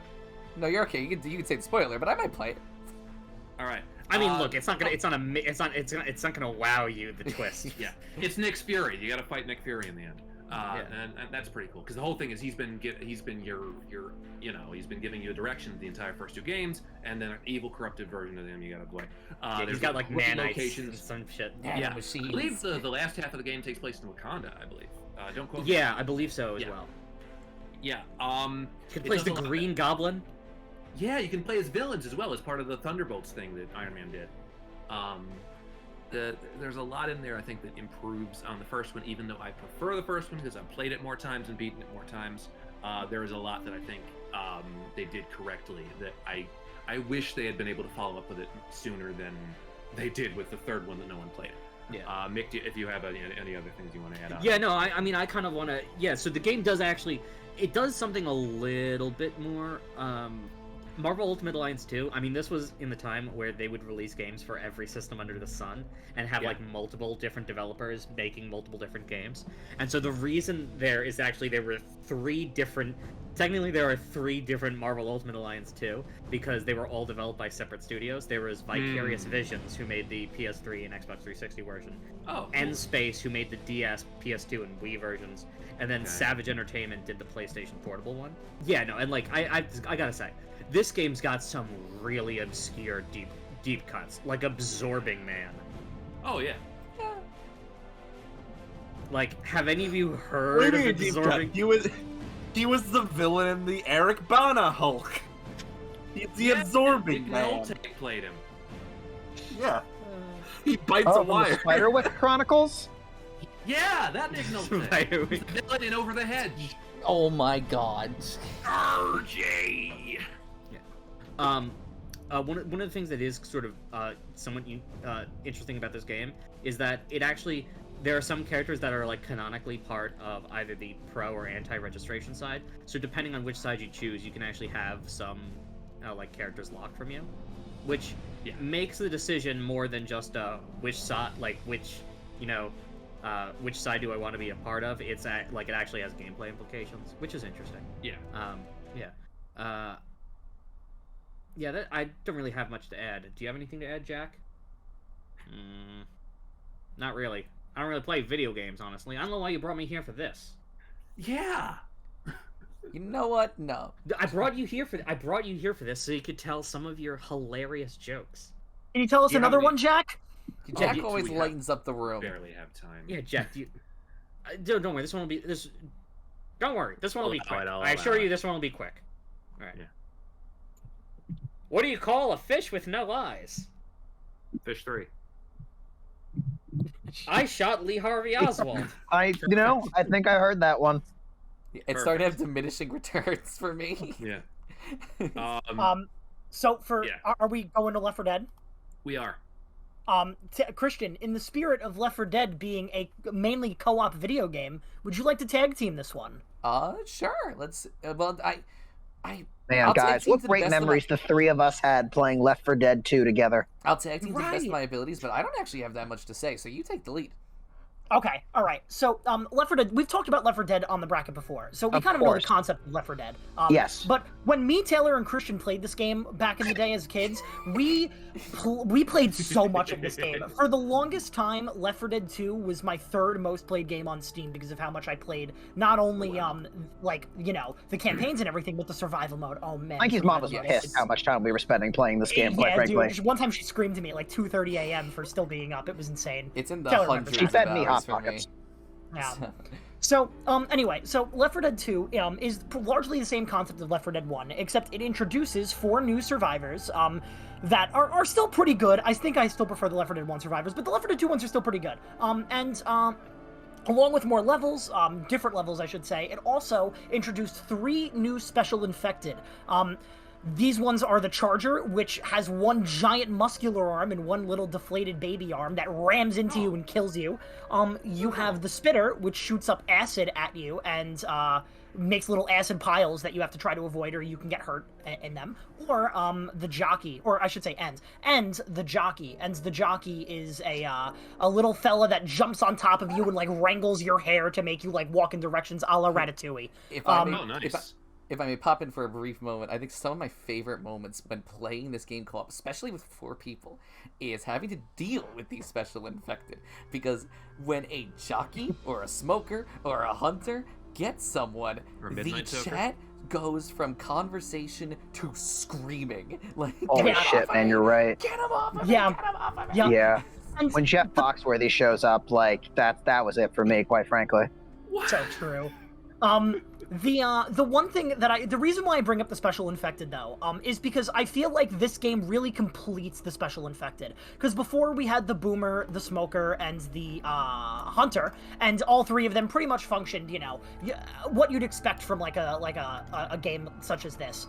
But and also the witch and the tank. But with the addition of the jockey, the spitter, and the charger, it really feels like the special infected are fully rounded out. And like we kind of hinted at before, in this game, you have all of the content from Left 4 Dead 1 and all of the content from Left 4 Dead 2, obviously. So you basically have 2 games in one in this one. In fact, one of the best things that this game did was combining the 2 stories of Left 4 Dead 1 and 2. Now, these aren't like sequential games, like you don't have to play 1 to get 2, but there is a campaign where the Left 4 Dead 2 survivors cross over and meet the Left 4 Dead 1 survivors as on their separate quests. And like there's actual lore. There's actual lore that's built up there because one of the survivors from Left 4 Dead is, well, dead. They called it. No, he's not. He survived. He's in Dead by Daylight. Oh, right. They call that mission, I believe it's either an achievement or they call that mission passing the torch, and I just find that to be really sweet. They call it you know you're a dead guy when... I will say, if I may pop in for a brief moment, I think some of my favorite moments of Left 4 Dead 2... Well, first of all, I just gotta say, the Left 4 Dead 2 content, in my personal opinion, significantly improves upon the Left 4 Dead content. I love Dead Mall, I love the fucking clown area, and I love the bridge. I think those are all amazing areas. Don't mention bridges in front of Graham. Also, I really love the levels of difficulty that you can play this game on, because there is nothing that bonds 4 people together more than playing on a mode entitled Expert Realism, where you try to beat one 4-stage campaign on the most challenging difficulty, where zombies kill you in like 2 to 3 hits, and there's like, by the way, 200 of them, by the way, so, you know. Yeah, that mode is meant to be as quote-unquote realistic as possible. I'm pretty sure gunshots kill you in a hit, like if you get friendly fired. Yeah, and then, well, Clanky, I want you to take the helm on this next bit. Why are neither of you asking me to take over? Like, we all played together. You're right, yeah, it's because you didn't submit it as one of your entries, Taylor, so I figured I thought it was implied. Yeah, well, you didn't put in your honorable mentions either, so I'm just going to pass it to Clanky really quickly, and then you can say your thoughts after him. The survival maps, like you brought up earlier. Yes. Some of the best survival in like any video game, in my opinion. I love the Dead Center one because the main goal is to fill up a car with gas so you can drive out of there.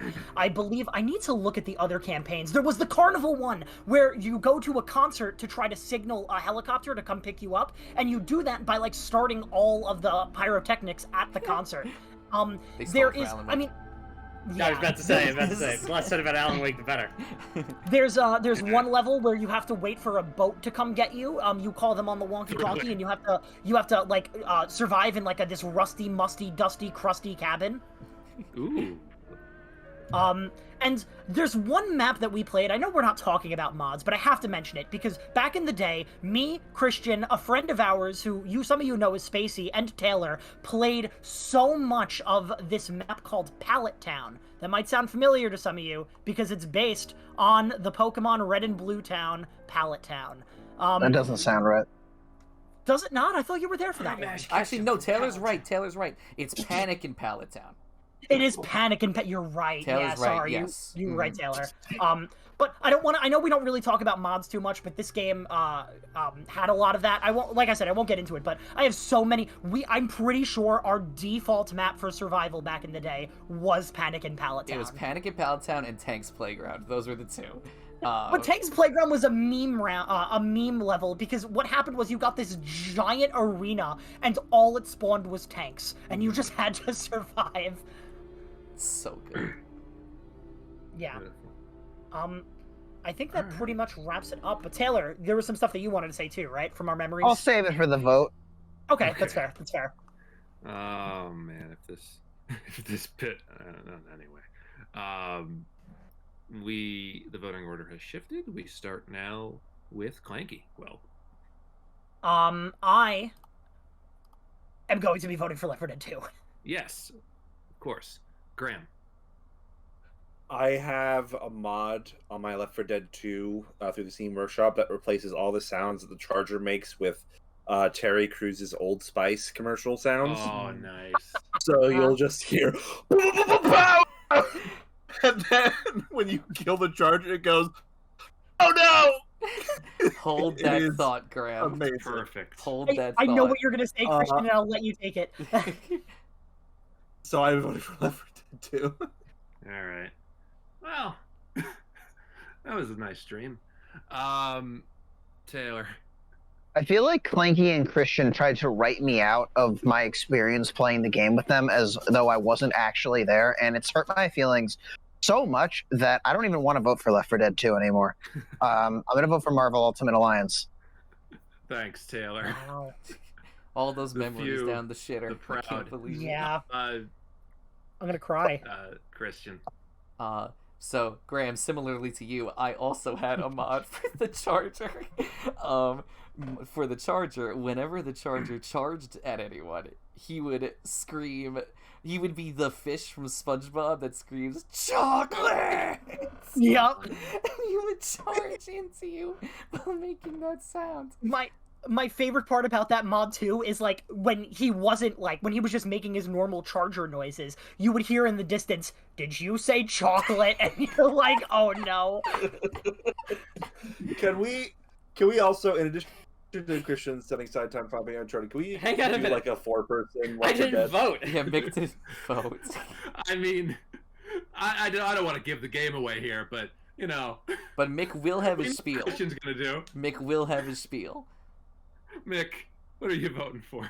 Okay, so I did want to say, so I actually was going to vote for Marvel Ultimate Alliance too. Oh, I'm sorry. Yeah, I was going to vote for that anyway. The reason being is because we already talked about Left 4 Dead. I think Left 4 Dead 2 is better than Left 4 Dead 1, and I don't think we should have bothered talking about Left 4 Dead 1 because there's no reason to play Left 4 Dead 1 now that Left 4 Dead 2 exists. But to be fair, that's why I let it die in Losers Round 1. None of us said anything nice about Left 4 Dead 1 because we were like, oh, we're going to talk about Left 4 Dead 2 next year. And now we're here. That's true. Now we're here.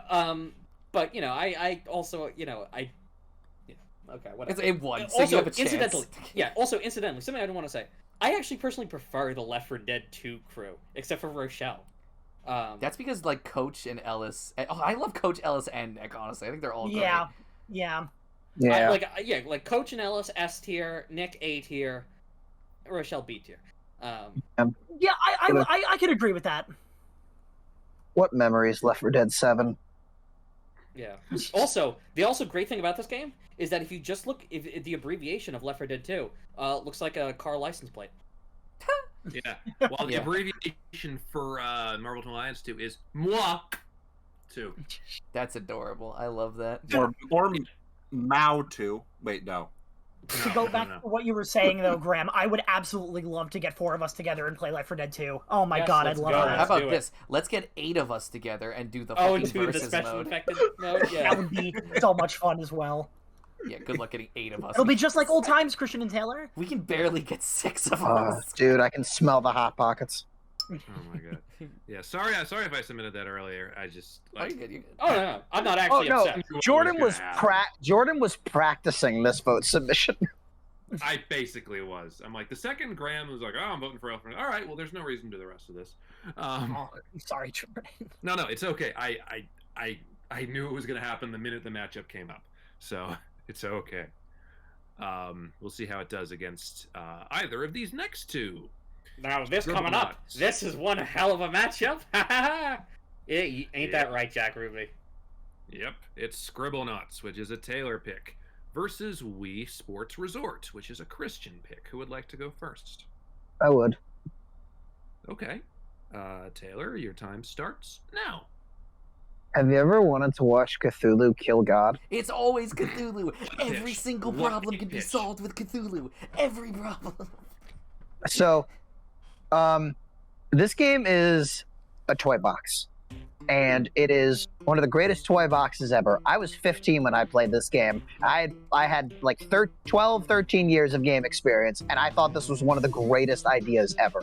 Write anything, solve anything.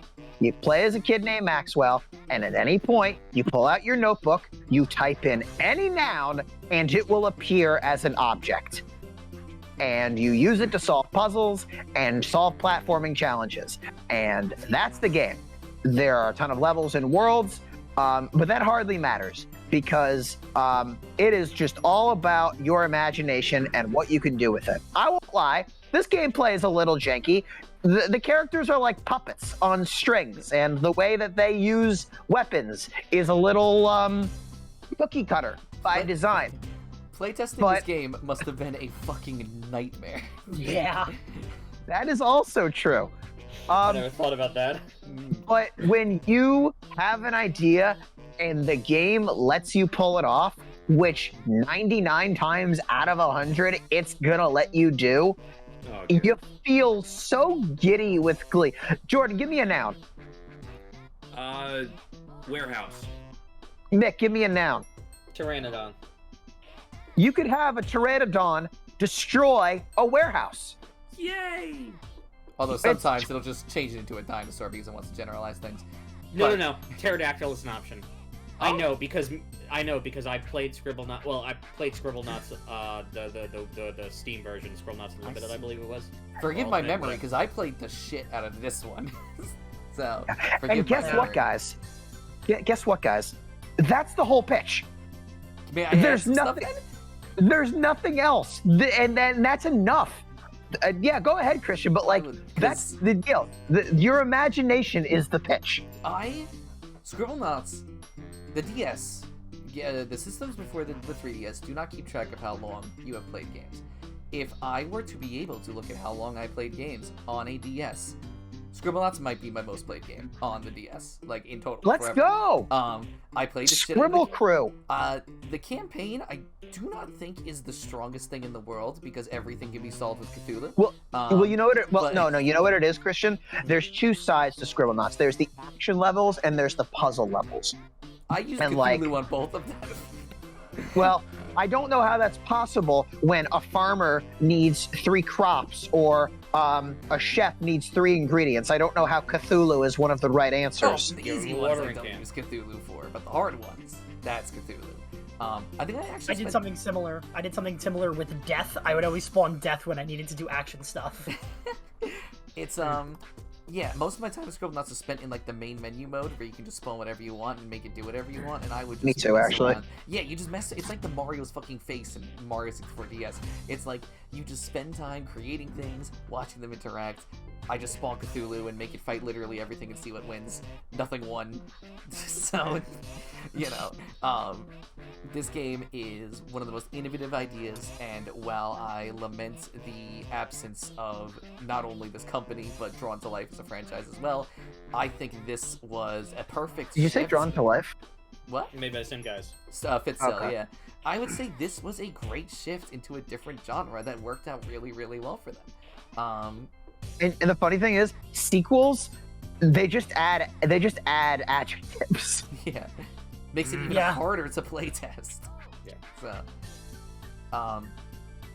if no one else has anything to say about Scribblenauts, then I will talk a little bit about Wii Sports Resort. I'm sure others may have anything to add, but I will say Wii Sports is often heralded as one of the best games ever made by a lot of people. People who may not be as... Who says that? Maybe people who are not as attuned to games, but you know, a lot of people say that Wii Sports is, you know, revolutionary. It's one of the best games ever made. You know, this or that. Imagine that one of the best games ever made is actually a beta for Wii Sports Resort, and you can imagine for like a split second how great Wii Sports Resort is. It takes all of the great things from Wii Sports. The bowling's completely unchanged. The tennis is now improved because it's table tennis, much more confined, and you have the... Oh, sorry, I should have brought this up originally. The Wii Motion Plus is fucking... It's magic. It's literally... It's wizardry. This shit, I can't believe it. Like, it's so fucking good. And table tennis is amazing because of it. The new modes they added, especially 3 modes. Sword fighting, archery, and flying the plane around. All of them are incredible. Incredible. Might be the best modes. I might like them more than bowling, honestly. Especially the sword. Everyone loves the sword fighting one, where you're walking across. It's like an actual like a Skyward Sword-esque like fucking like beat 'em up game, where you like wave the fucking sword everywhere to kill the people, and you have to like kill the hordes. It's like it's not even a Wii Sports game anymore. It's just a fucking video game. But you know, all of this contextualized on this beautiful Woohoo Island.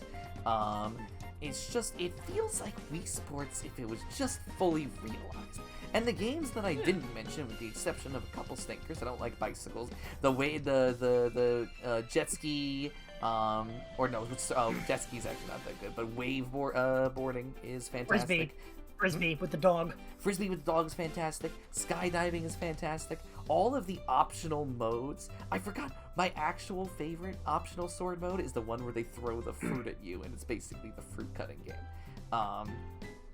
Fantastic, honestly. This Wii Sports Resort is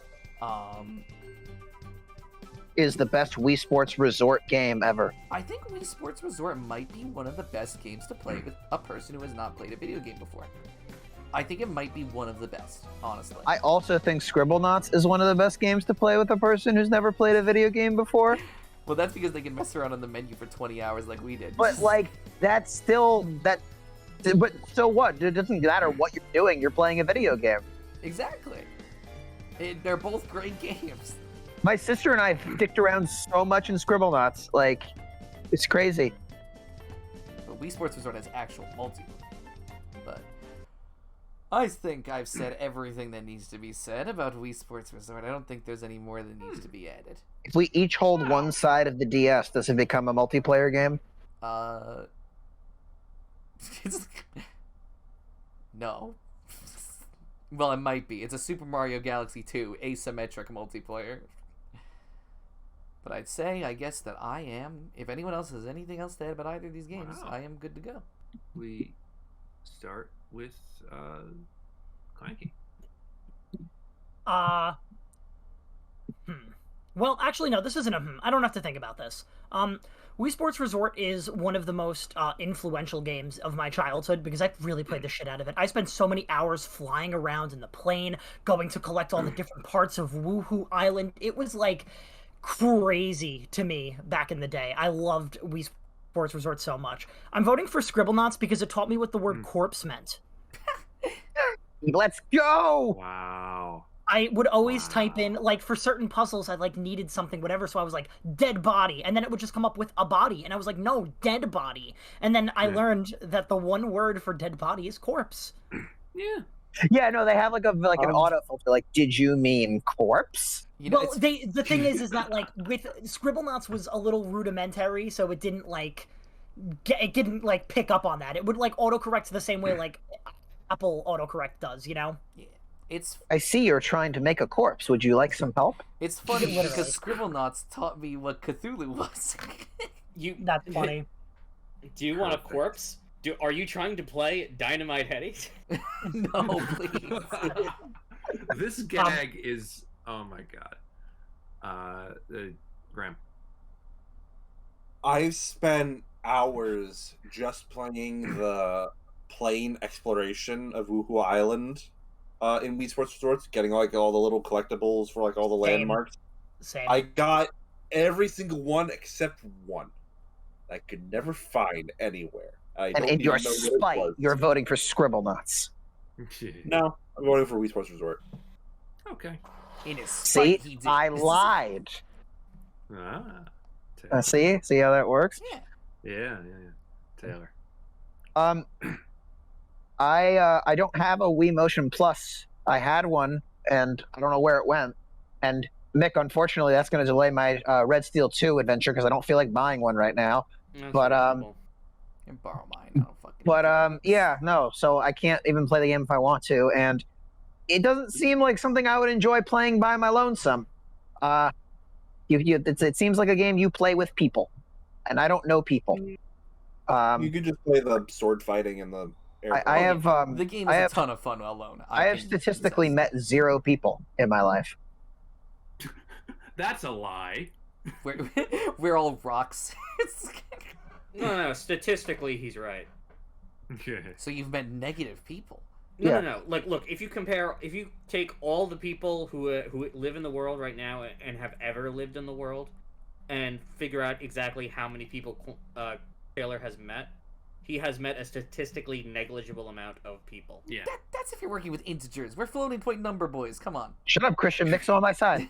I vote This for. happens once a fortnight. I vote for. I vote for Stwan Ibelkerks. Got you. Backwards. So close. Oh, I thought you were doing what I scribbled on my on the post-it note from earlier. Yeah, I vote for Jordan's handwriting. Scribblenauts. So funny if Scribble met that would have been Taylor. so funny if Jordan for Scribblenauts just scribbled onto the piece of paper. Yeah, Put Taylor under it. I was tempted to. Christian, you're up. This round was a moment for me, and it hurts so much that I wanted Wii Sports Resort on this bracket so fucking bad, only to realize that I like Scribblenauts more. Like, that shit's fucking. I'm so pissed at myself. And wow. It's not the round one thing I thought was gonna win. At the very least, we got to talk about Wii Sports Resort, and I think it deserved at least that. Because the game is incredible. It's just Scribblenauts is incredible and also very interesting. So I have to give it to Scribblenauts. Well, then I'm sure it has a long future in this bracket. Yeah. Mick, for posterity, it's 3-1 Scribblenauts. Scribblenauts. 4-1 Scribblenauts. All right. It would have been funny if Scribblenauts lost, though, because then you could say Scribblenauts.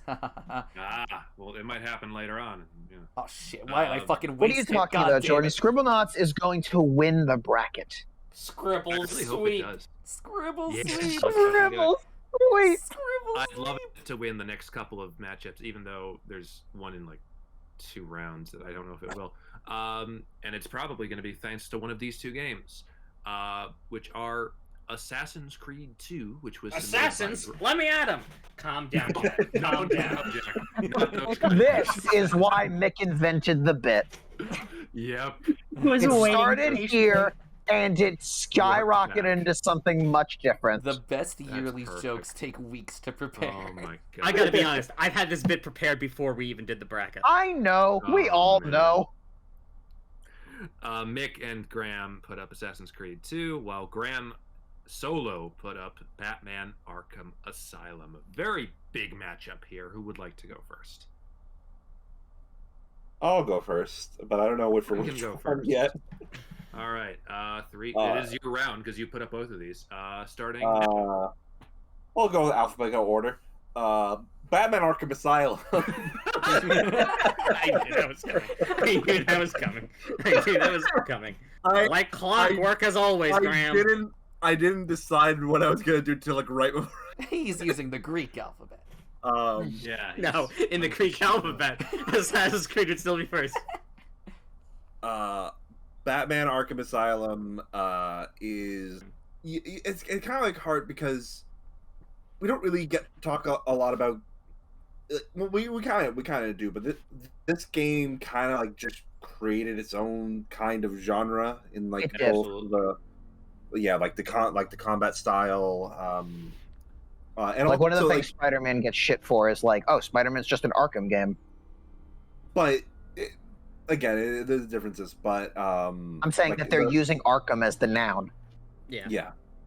But this is also just because like at the time this is like a really good sort of continuation of Batman the Animated Series because you have Kevin Conroy obviously as Batman and Rest in peace. Mark Hamill as Joker. Yes. And like Paul Dini was involved, who was like one of the architects of the animated series. And then you just made this Metroidvania Arkham game. It's such like from a game that like I believe like there were parts of it that was like it was going to be like a sequel to the Batman Begins game, or like there's a whole bunch of stuff like around this, and it just morphed into its own universe of just an incredibly solid trilogy of games, and also like another very good spin-off. But yeah, like it all started here, where the gameplay was just kind of like very tight. The level design was very tight. Everything going from like atmosphere, like Arkham itself, with all of these like gothic chambers juxtaposed with a medical facility. It's like one of those games that it must have been very hard to pitch it to a game studio, because like superhero games hadn't really taken, like, not especially not, this is not like a tie into anything. They hadn't really like hit their stride. Like you would maybe get a couple of Spider-Man games or the aforementioned and very good Marvel Ultimate Alliance. I was gonna say, yeah. where are you going with this, considering what we just talked Yeah, about? yeah, But Yeah. I get what you mean though. Like, Yeah, and to be fair, Arkham is a very different type of game than Marvel Ultimate Alliance. Yes. Like Ultimate Alliance it's- is very much just sort of, you know. To Like- some degree, it's a different game than the games in its own franchise.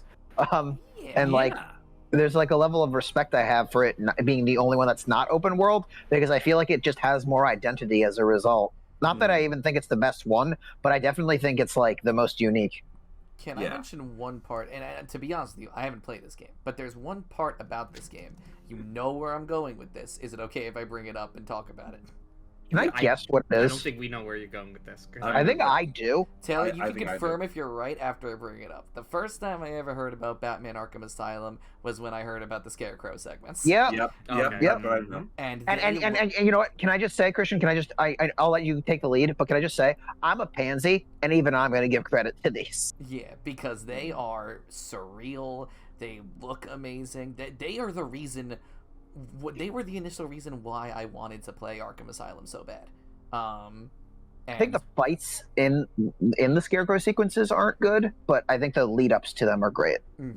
The game's got this on it. The fact that when you die, the characters come out and like kneel in front of you. It's That's just funny Yeah. as hell. I think that's true to all of them, but I especially like Taunts. this one because there's so many Joker taunts. Yeah. I Oh, yeah, salute he's got my a million. fallen enemy.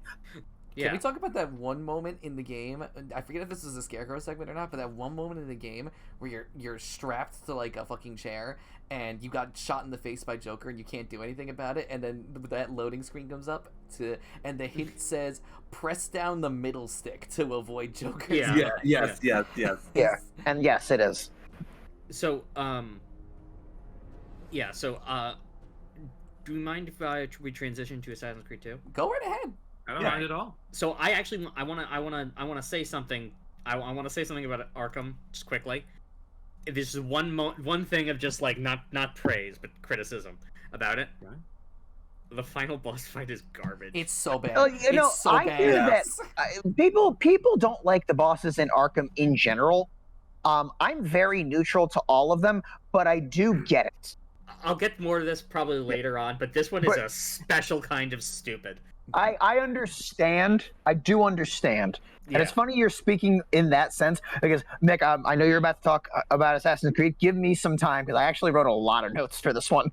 Oh, about Assassin's Creed 2? Yeah, no, because I have played this game and I remembered a lot more than I thought. Despite our Yeah. Punch Out round, every other round has been surprisingly short, so I'm sure you'll have time. So I'm gonna make this quite. So I have to say, I was really conflicted about putting this on my bracket because I have a really complicated relationship with the Assassin's Creed franchise. But things were so simple back then. Yeah, You once. liked the pirate one. So. Well, here's the thing. Once upon a time, it Well, was this is like an Italian one. It was once upon a time. It was my favorite video game franchise. But that's when I was a high schooler, and I thought that it was really Right. cool, and because I was an edgy idiot. And, Wow. I mean, you also praised it all the time in college. Yeah, no. As a game, though, my point is, I have a lot of mixed feelings about the Assassin's Creed franchise, and a lot of those are present in these. I don't get into them because they're really particular to me, and we get us into really serious topics about how they handle certain things.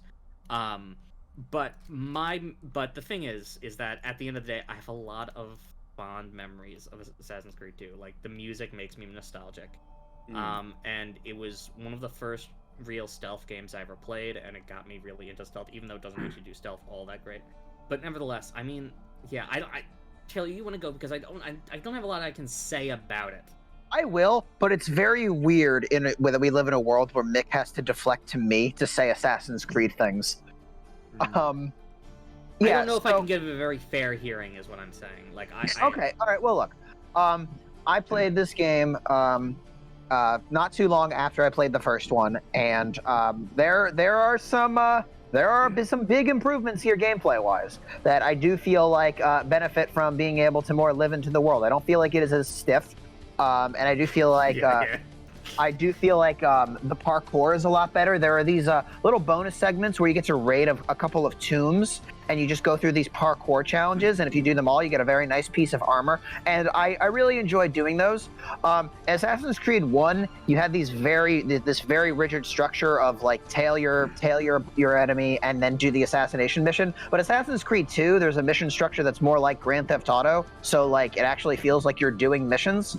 The story of Ezio is charming. There's a dark start, but I think it's a fun cast overall. But like most Assassin's Creed games, I think the ending feels really rushed. And I will even, and case in point, the last 2 chapters of this game are DLC. So you will get to the penultimate chapter and you will finish it. And then, if anyone knows how Assassin's Creed works, you're in the Animus, so there are real people in the real world, which is stupid, and we're not going to talk about it. But, very much the franchise's original sin.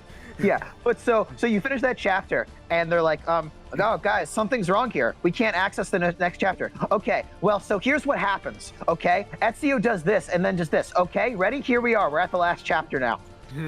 That's like what happens, and it's really fucking stupid. And on top of that, to do the last chapter, you need to collect every single one of an in-game collectible, which I don't think should ever happen. And I did it, but like, I'm not happy that I did it. I don't engage too much with the side content of Assassin's Creed because I think the worlds are a little too bloated, but Assassin's Creed 2 was probably one of the most manageable it ever was, though. Assassin's Creed 2 did not bother me like it did with Brotherhood. Brotherhood drove me nuts. But I really do like that this is a game where you can generate an economy and like invest in things to make even more money. I am a big fan of that. The last thing I'm going to bring up, there's a character. He's your uncle, and his name is Mario. And I don't know how they got away with this, but he shows up, he saves you from a group of thugs, and he goes, "It's a me, Mario." Yeah. You're kidding me. Yeah, no. Yeah. The line is like, it's like, "Don't you recognize me? It's me, Mario, Uncle Mario." Because obviously it's what's his face. I mean, okay. One other thing I have to say, I'll give him this. What's his face does an okay Italian accent. Roger Craig Smith. Yeah, Roger Craig Smith is doing it. Roger Craig Smith. Roger Craig That's almost Smith. poetic. That was Sonic. Yeah. Yeah. Yes, that's right. It's a Sonic game. Like I said, he has an okay Italian accent. Yeah. Oh dear Lord! Listen, it was Assassin's Creed 2 was a simpler time when there were 2 Assassin's Creed games. Yeah. Requiesce un I forget how he says it. Requiescat in pace. You're telling me they got the narrator from Say Yes to the Dress for this? Oh God. All right. Well, that was fun to talk about, but I'm good if you guys are. Yeah, no, I just want to like bring up that it's I think the only time in an Assassin's Creed game where you can control a baby. That's right. I forgot. Yeah. Because like the first time you play as Ezio is like right as he was born, and he even has like he does like the little motions for like hidden blade and like kicking and stuff with your button prompts. So you mean to tell me that you can start a family? I think that you are a family. Yeah. Well, not for long. Well, I mean, No, listen, no. Ezio has probably started like 17 families. Let's be honest. That's true. He has okay. In order for the Assassin's Creed universe to not collapse in on himself, he has to have created at least one. Yes. 1, 17, same number. Yeah. All right. Christian, you got a degree in mathematics. Is that true? I have no. God. What is going on? Are 1 and 17 both numbers? No. Are they the same number? No. They're both real numbers, and they're both rational numbers. They both have 1 in it, therefore they're the same number. It depends on your I think- definition of number, because you could mean real numbers, All right, you know what? integers. I think you need to think about it a little more. I'll ask you again after the vote. Yeah, for the purpose of time, we really need to get to the vote. So, we start with Clanky. Batman. Graham. Batman. Taylor. I am going to vote for Batman, but with middling love and respect for Assassin's Creed 2. Almost insulting. Christian. Assassin's Creed is the anti-Uncharted. I don't care about Assassin's Creed, and I never want to play it. Batman Arkham Asylum. Ooh. Mick. Assassin's Creed 2. Sorry, I realize I was unreasonably harsh, but I'm too No, busy. I get it. I think the anti-Uncharted would be. I really care about Assassin's Creed, but I never want to play it. Yeah, that would be the true anti. That's the game I brought up earlier in my honorable mentions, the lose-lose game. I care about it so much, I'm never gonna play it. Yeah, exactly. Yeah. But I was a bit harsh there. Sorry, I apologize. Oh boy. It's only the Yearlies. All right. Taylor, you sound last like you're about to round start shit. Why? Because I said, oh boy? Christian, this is very hard for me, okay? It's video games. Like he's right here. Hello. I'm about to make one of you very upset, and spoiler alert, it's not Mick. I know you're about to.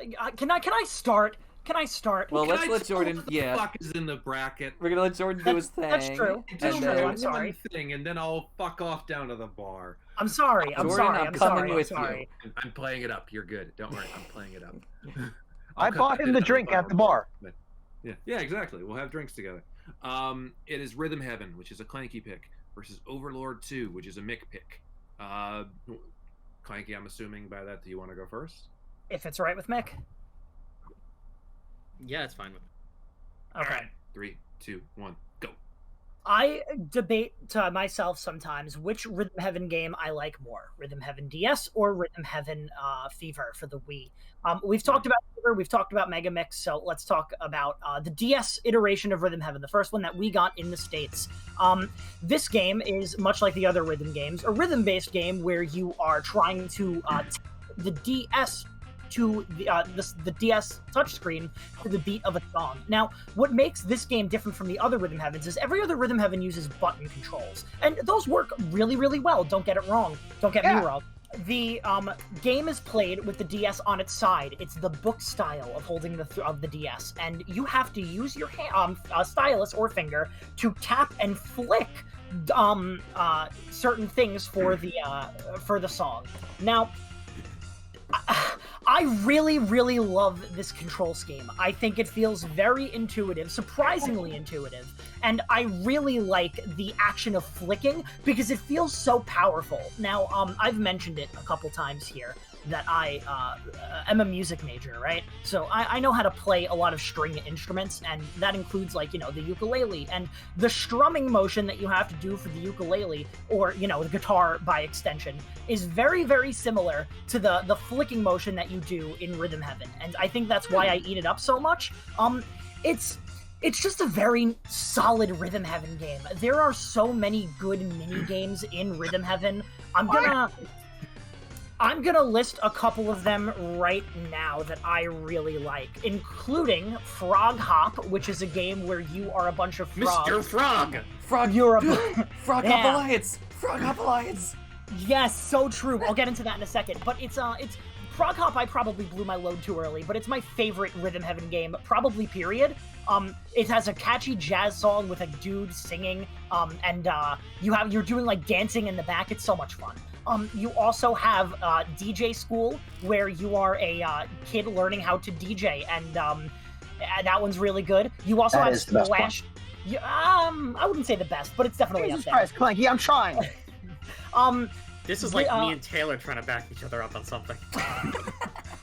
What was I saying? What was the other game? Oh, Splashdown. Splashdown is the first game isn't as good, but the sequel, Splashdown 2, oh my god. That's not to mention Munchie Monk. That's not to mention Glee Club. That's not to mention Drummer Duel. And of course, how could I forget one of the best Rhythm Heaven games of all time, Love Lab. I'm so glad you said it. I'm so glad you said it.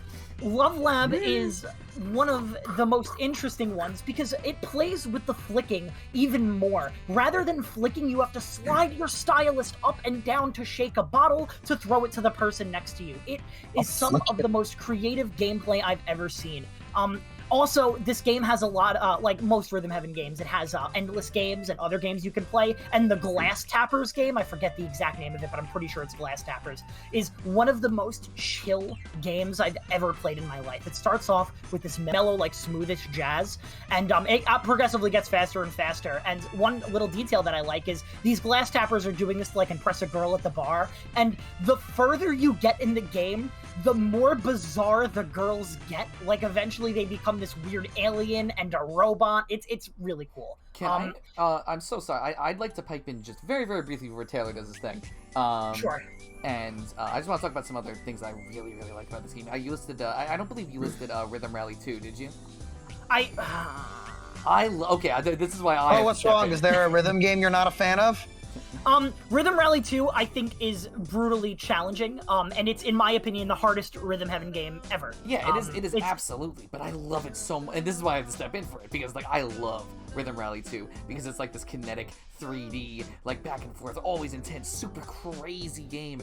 Remixes 8 and 9 are some of the best remixes in the entire franchise. Only rivaled by remixes 8 and 9 from Thieves. So, yeah. And the final remix from Megamix, but that's just my personal opinion. I love Munchie Monk 2 as well, is fantastic. A lot of the sequels are just incredible, honestly. Like, they really perfected the sequels, and to be completely honest with you, I might prefer tapping and flicking to pressing buttons. I think I can hear that, though. I think I agree. I hate you both so much. One thing I do want to just say, though, is I'm actually going to let Jack Ruby do the pitch for this. Well, I drink some water. Oh my god.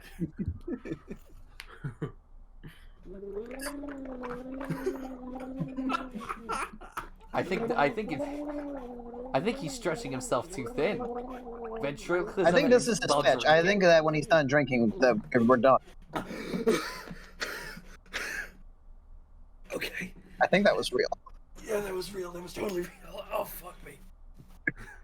I spit water all over myself. Holy shit. The consequences of your a fucking Yearlies actions. related injury. Oh, fuck, my shirt is ruined. Oh well. Anyway. Spy Muppets license to croak. I don't know what I mean ruined. It's water, but whatever. Still, I'm soaking wet now because I spit all over. All right. Anyway, in all seriousness, here's my pitch. Overlord. It's Overlord 2, but what I'm gonna say is gonna go mostly for Overlord 1 as well. I want you to imagine an action-adventure game with the simple yet solid combat of something like Legend of Zelda, along with the minion-controlling gameplay of Pikmin, in a satirical fantasy setting, with the tone of some weird cross between Terry Pratchett's Discworld and Conker's Bad Fur Day.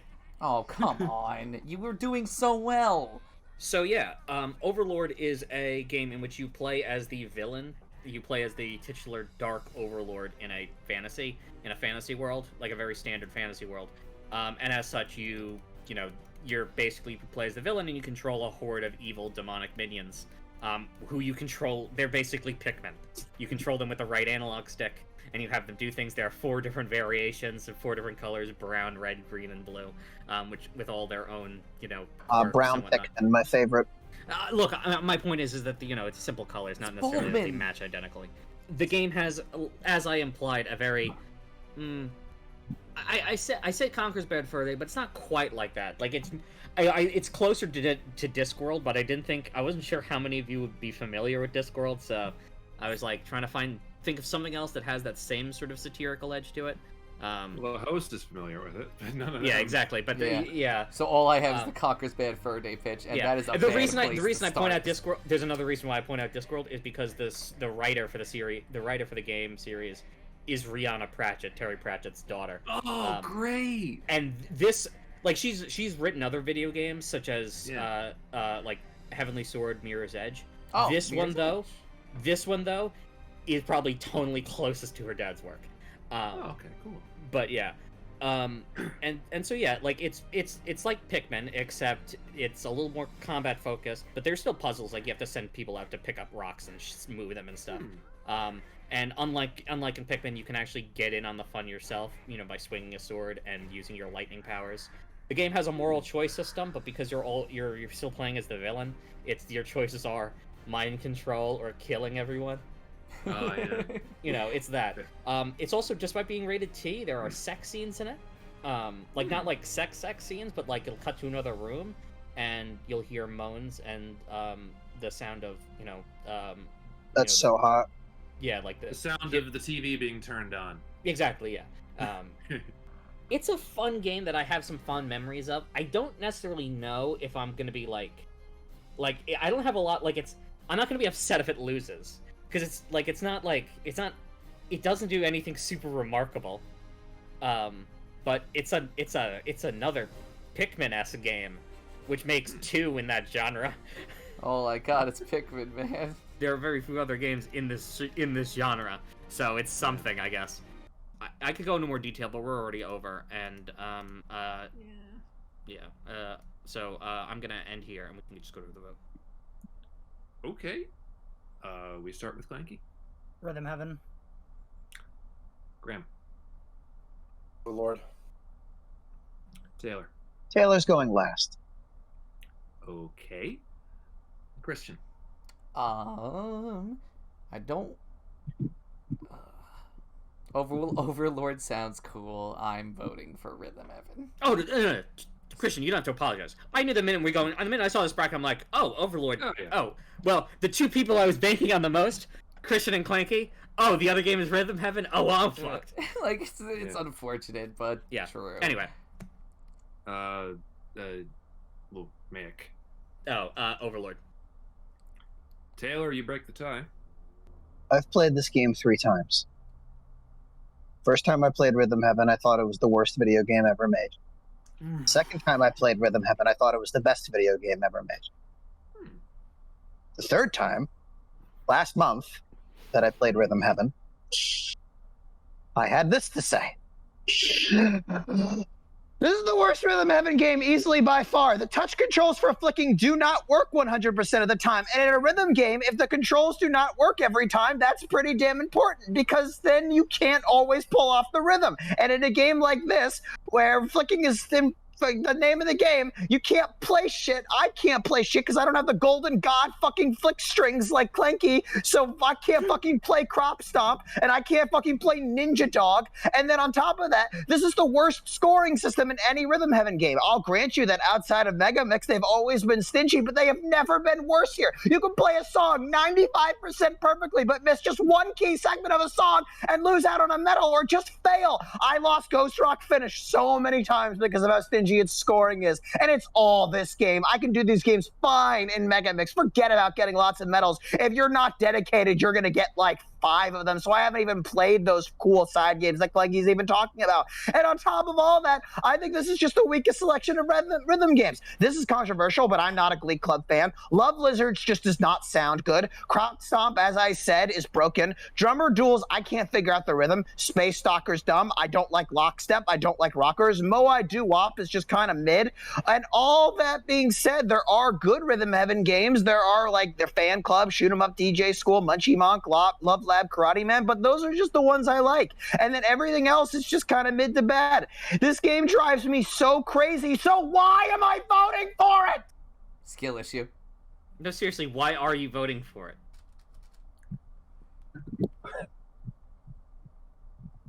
Did I do that bad of job pitching my game? I just don't know That's what it something you is. literally hate. I just don't. He doesn't hate it. He just wanted to complain about it on the Yearlies. Yeah, you know. If It's there's still a one thing we rhythm don't have enough of, it's people shouting on the internet. Yeah, look, if So- I could go on a rant about how much I hate Mike Tyson's Punch Out, Taylor is totally entitled to shit on Rhythm Heaven if he wants to, I suppose. Guys, I'm People still covering my voting for it. face with a pillow because I'm so miserable right now. Just give me a break. I just don't understand. I just don't understand Because you what said possessed you him. don't care. Because you said you don't care, Mick, and Overlord 2 was gonna go out next round anyways. Okay, fine. So, we go on to the losers bracket now. All Yes. right, let's kill Lego. some favorites.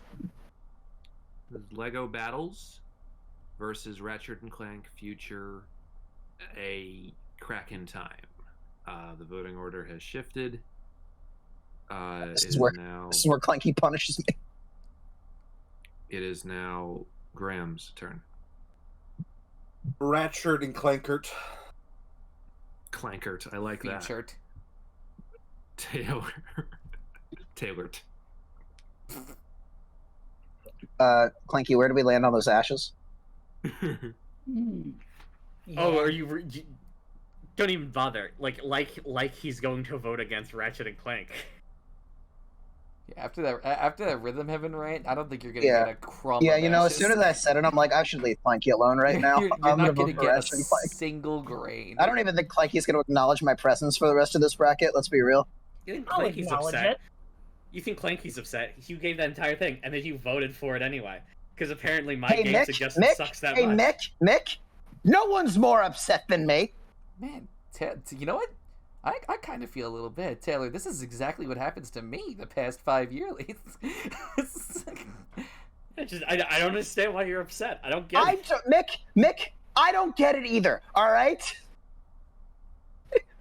You said at the beginning this wasn't going to be your yearlies, and so you're, you know. I'm voting for Ratchet and Clank. No, I knew that, you know.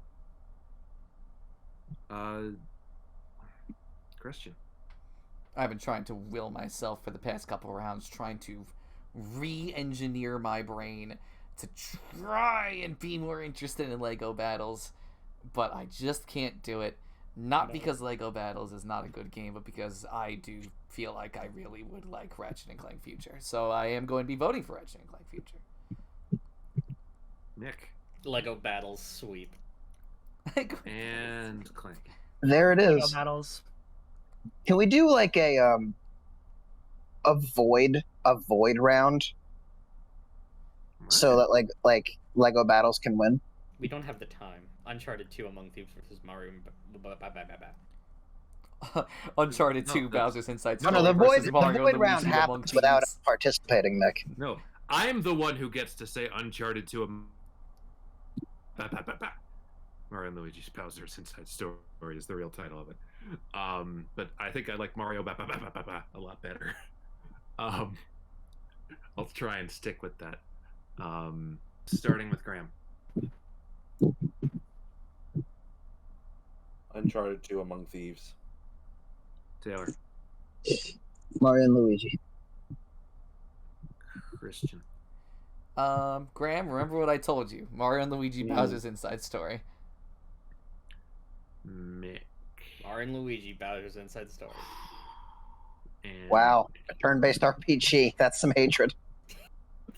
The degree Mario to which and I Luigi don't Bowser's Inside care Story. about Uncharted, I think reaches beyond levels that I don't even think Christian can comprehend. All right. I'm not good at comprehending things, so you're going to have to pick a better barometer. You're not good at comprehending things. Wow. All right.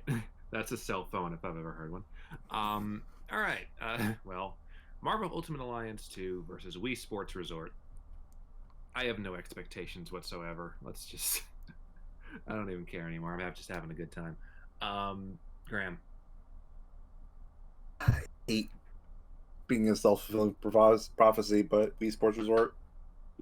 Yeah. Taylor. Come back to me. Oh, okay. Christian. Well, I really do think that the whole reason that I put Wii Sports Resort so high on my honorable mentions is because I wanted to talk about it. I don't think I ever wanted it to win. Marvel Ultimate Alliance 2. Ooh. Oh, Mick. Wii Sports Resort. No, I'm joking. Ultimate Alliance 2. Was that Jack trying to get a vote in there? No. Clanky. Wii Sports Resort.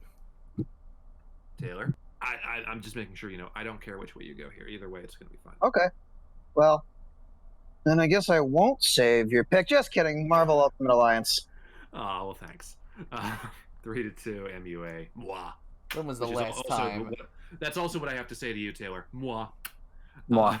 We've been doing a good job lately. When's the last time one of Jordan's picks died in round 1? When is the last time I've gotten to save one of Jordan's picks in losers round 1? That's the real victory here. When's the last time we voted? Oh, it's now, isn't it? So true. You know.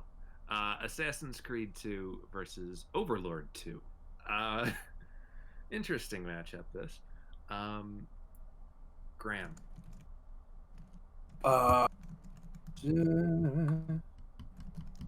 Assassin's Creed 2. Taylor. Assassin's Creed. Yeah. Christian. I don't know why I did that. I think one of my favorite things about the fact that we are finally wrapping up the more recent, the two most recent decades is the fact that, at least for a good while, we will never have to talk about another fucking Assassin's Creed game. And we've only talked about one other Assassin's Creed 1990s Assassin's Creed 8-bit edition was an underdog sleeper hit. We literally I will bring. I'll talk about Prince of Persia. Don't mess with me. I would rather you talk about that than Assassin's Creed. I kind of hope you will. We're going to need to fill 16 slots. Mick, I am much more interested in Prince. I would actually love if you did that. That would be incredible. Overlord 2. Yeah, we get to talk about Alfred Molina. Wait, what? That's a Doc Ock from Spider-Man. He was in the bad movie version of Prince of Persia. I'm sorry. Hang on, did you see my bag of other puppets? Oh no. I gotta get out my Alfred Molina. Oh no. Really? All right, well, while he's getting the puppet, who's next? Well, Christian, you voted for... Yeah, I voted for Overlord too.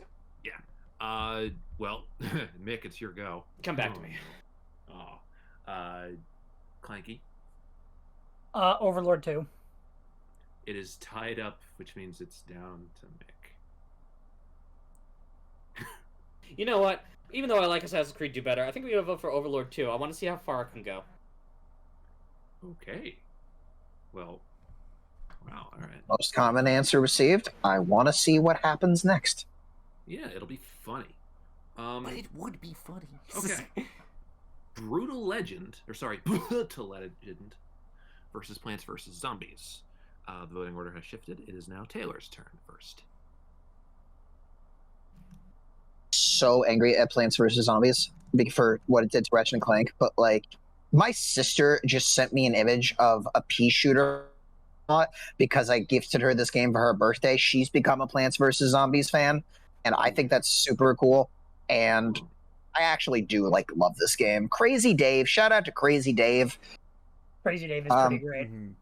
Mick, crazy. I am 85% sure I like Brutal Legend. I swear, I'm just starting to question whether or not I actually played it. Yeah, that's fair. Okay. So Plants vs. Zombies. Yeah. Christian. One thing I neglected to mention about Plants vs. Zombies is that this is one of my favorite video game soundtracks of all time. The grass walk, the night theme, the bowling song, the song that plays during the final boss fight, the song that plays during the battles at the end of each stage, the fucking song that plays on the pool and the roof. It's those two in particular are just some of the greatest pieces of music ever. While Brutal Legend sounds like a really cool game, I'm going to be voting for Plants vs. Zombies. Yeah. Mick. Brutal Legend. Clanky. Plants vs. Zombies. And Graham for posterity. A Brutal Legend. 3-2, Plants vs. Zombies. We go on now to Halo 3 ODST. Someone's gonna get hurt. Oh, versus Mick. Punch Out. Mick, no matter what happens, I Um, tip my hat to you, my good friend. We start with Taylor. I don't have to tell anyone what my vote is. Yeah, no, you don't. And it's funny because neither do I. Are you waiting for me to tell you what my vote is? Yes, unless you want me to come back to you. It's Punch Out. Okay. that Yeah, was another neither lie. do I. get it. Like, Yeah. Christian. Well, you know. Much love and respect to both games. It's going to Punch Out. yeah. Mick. ODST. Clanky. Punch Out. And Graham for posterity. An ODST's job isn't to jump into hell. It's to make sure it's full when he gets there. Is that a quote from the game? It's either No, from it's the a quote game from or... Graham. It's not It- from ODST, but it is from Halo. Yeah, One of the books, probably. Okay. probably. Yeah. Left 4 Dead 2 versus Scribblenauts. Guys, Or, I know on paper this looks easy. But in your heart of hearts, you know which one is right. let's mix it up a bit just for a laugh. You know? Scribble. Sweep.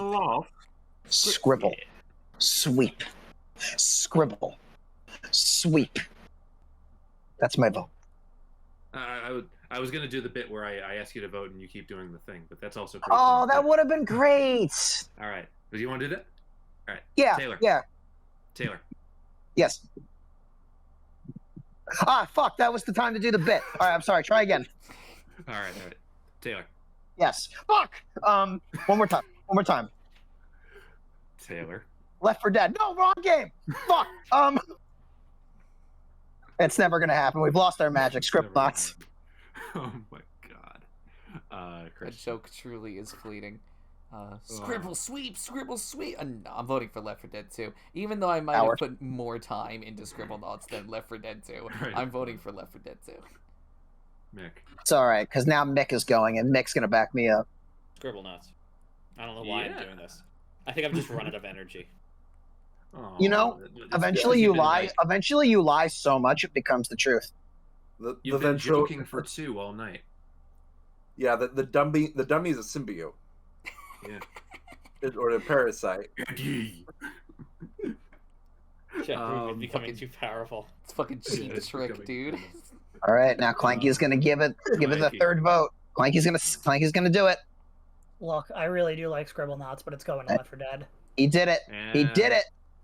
Graham. For And now Graham's gonna give it the posterity. fourth vote.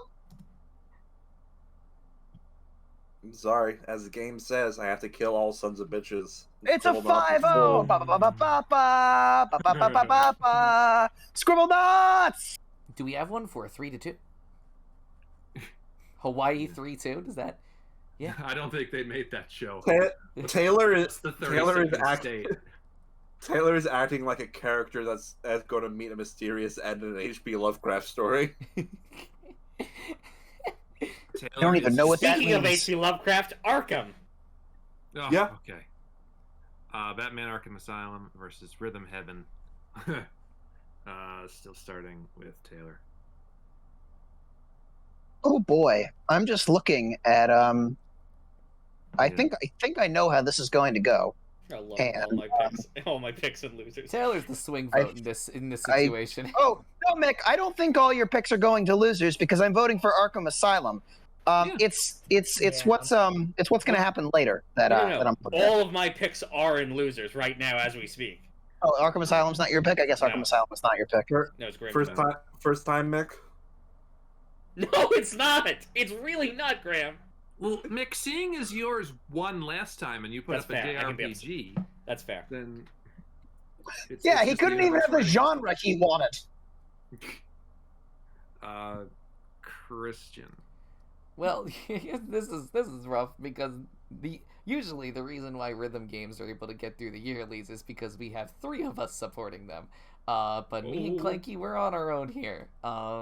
So I'm voting for Rhythm Heaven, and I will be ready to see it off very soon. Why did you say that? Why did you say that? Listen, if Graham votes for Rhythm Heaven over Batman Arkham Asylum, I think we should That's all not commit it. suicide. That's not- Clearly, that's- we're in a dream world. If I do that, it'll be go against nature so much horses would start eating each other. Cats and dogs living together. It's only bad. Have you making seen Christian Graham life rock a again. DDR machine? I feel if any of us Is it were Graham's going to be vote? secretly really good at DDR, it'd be Graham. Wait, isn't it Mick's vote?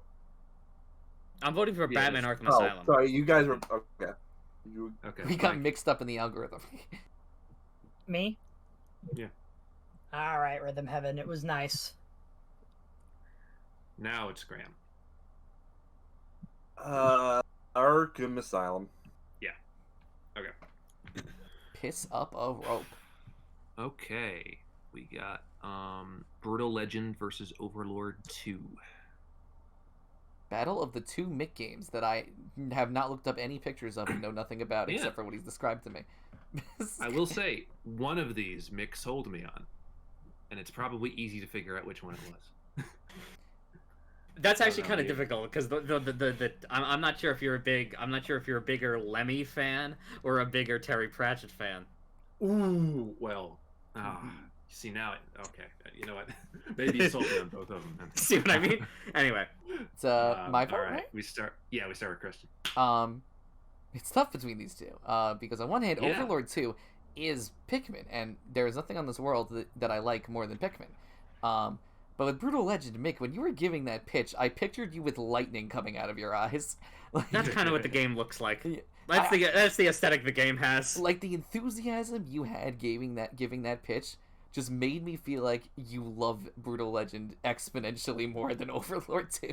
Okay, And- something important I do need to say. I have progressively lost a lot of energy as this bracket has gone on. Like you'll notice that Jack Ruby has not showed up nearly as much. I am exhausted. That's fair. That's fair. I think Was we're it the water running bit low that on did it? steam. I used up a lot of energy at the beginning there. So in which case I will not judge your energy based off of which of these two that I pick, but Brütal Legend sounds a lot more fun, so I'm going to vote for it. Yeah. Mick. Come back to me. Okay. Clanky. Overlord. Graham. Legend.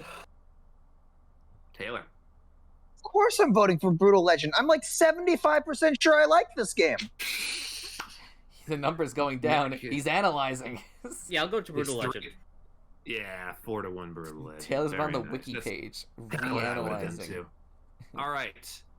Well, Halo 3 ODST versus Marvel Ultimate Alliance 2. Again, I can go either way, guys. Christian. With more sorrow in my heart than I can possibly imagine, I'm voting for Halo 3 ODST. Yeah. You usually vote for Halo games given a choice between a wild card and a Halo game. And you know what? That's perfectly fine. I like Halo. I'm sorry. Hey, it's all right. Halo is a fine franchise. It does things and is playable. Mick. I think we're- ODST. Yeah. Clanky. ODST. Taylor. Marvel, because it's a game and you can play it. And I just realized that I skipped Graham. Sorry. Halo 3 ODST. Scribblenauts versus Mario and Luigi Bowser's Inside Story. All right, pick a child and then kill it. Oh God. I tried to make sure that there wasn't going to be any one of these kinds of like kill my darlings kind of thing. The first one, but it ended up here anyway. So I'm sorry. We start still with Christian. It's weird that I'm voting for the game that I didn't even fucking finish over the game that I probably put more than 100 hours into, but Mario and Luigi Bowser's Inside Story. Mick. Scribblenauts. Clanky. Scribblenauts. Graham. Luigi. To Taylor. Specifically Luigi. Luigi. It's Oh, really geez. it's really scary that I have the power to save Scribblenauts, but Yeah. I know that if it can't beat Left 4 Dead, it's got no chance. All right, it made it out of losers round. It made it to losers round 2. All right, Mario and Luigi needs to go further. Wow. All right. And as difficult as that was, Rhythm Heaven versus Ratchet and Clank Future: A Crack in Time. This is not difficult. This is sad. This is a funeral. That's what I mean. That's what I mean. Yeah, well. This is you know what? Rhythm Heaven never got on the big bracket at the end. Rhythm Heaven Fever came this close. And while I'm happy that Kid Icarus Uprising won, if I had known that no other Rhythm Heaven game was going to win, maybe I would have... Didn't Megamix get second place? Isn't going to be in the big second? Well, it'll be in a big second place bracket. I'm talking about the big first place bracket. You know. I can't wait for the honorable mentions bracket to be just Christian listing other Rhythm Heaven games. There's only one other Rhythm Heaven game. Well, yeah, that's the thing. I don't know this franchise. They're all the same game. We'll get to it later. But I would disagree there. Some of them are the same game, but not all of them. Megamix, yeah, that's fair. Yeah. But I am going to it's a sad day for Rain, Rhythm Heaven. Yeah. Mick.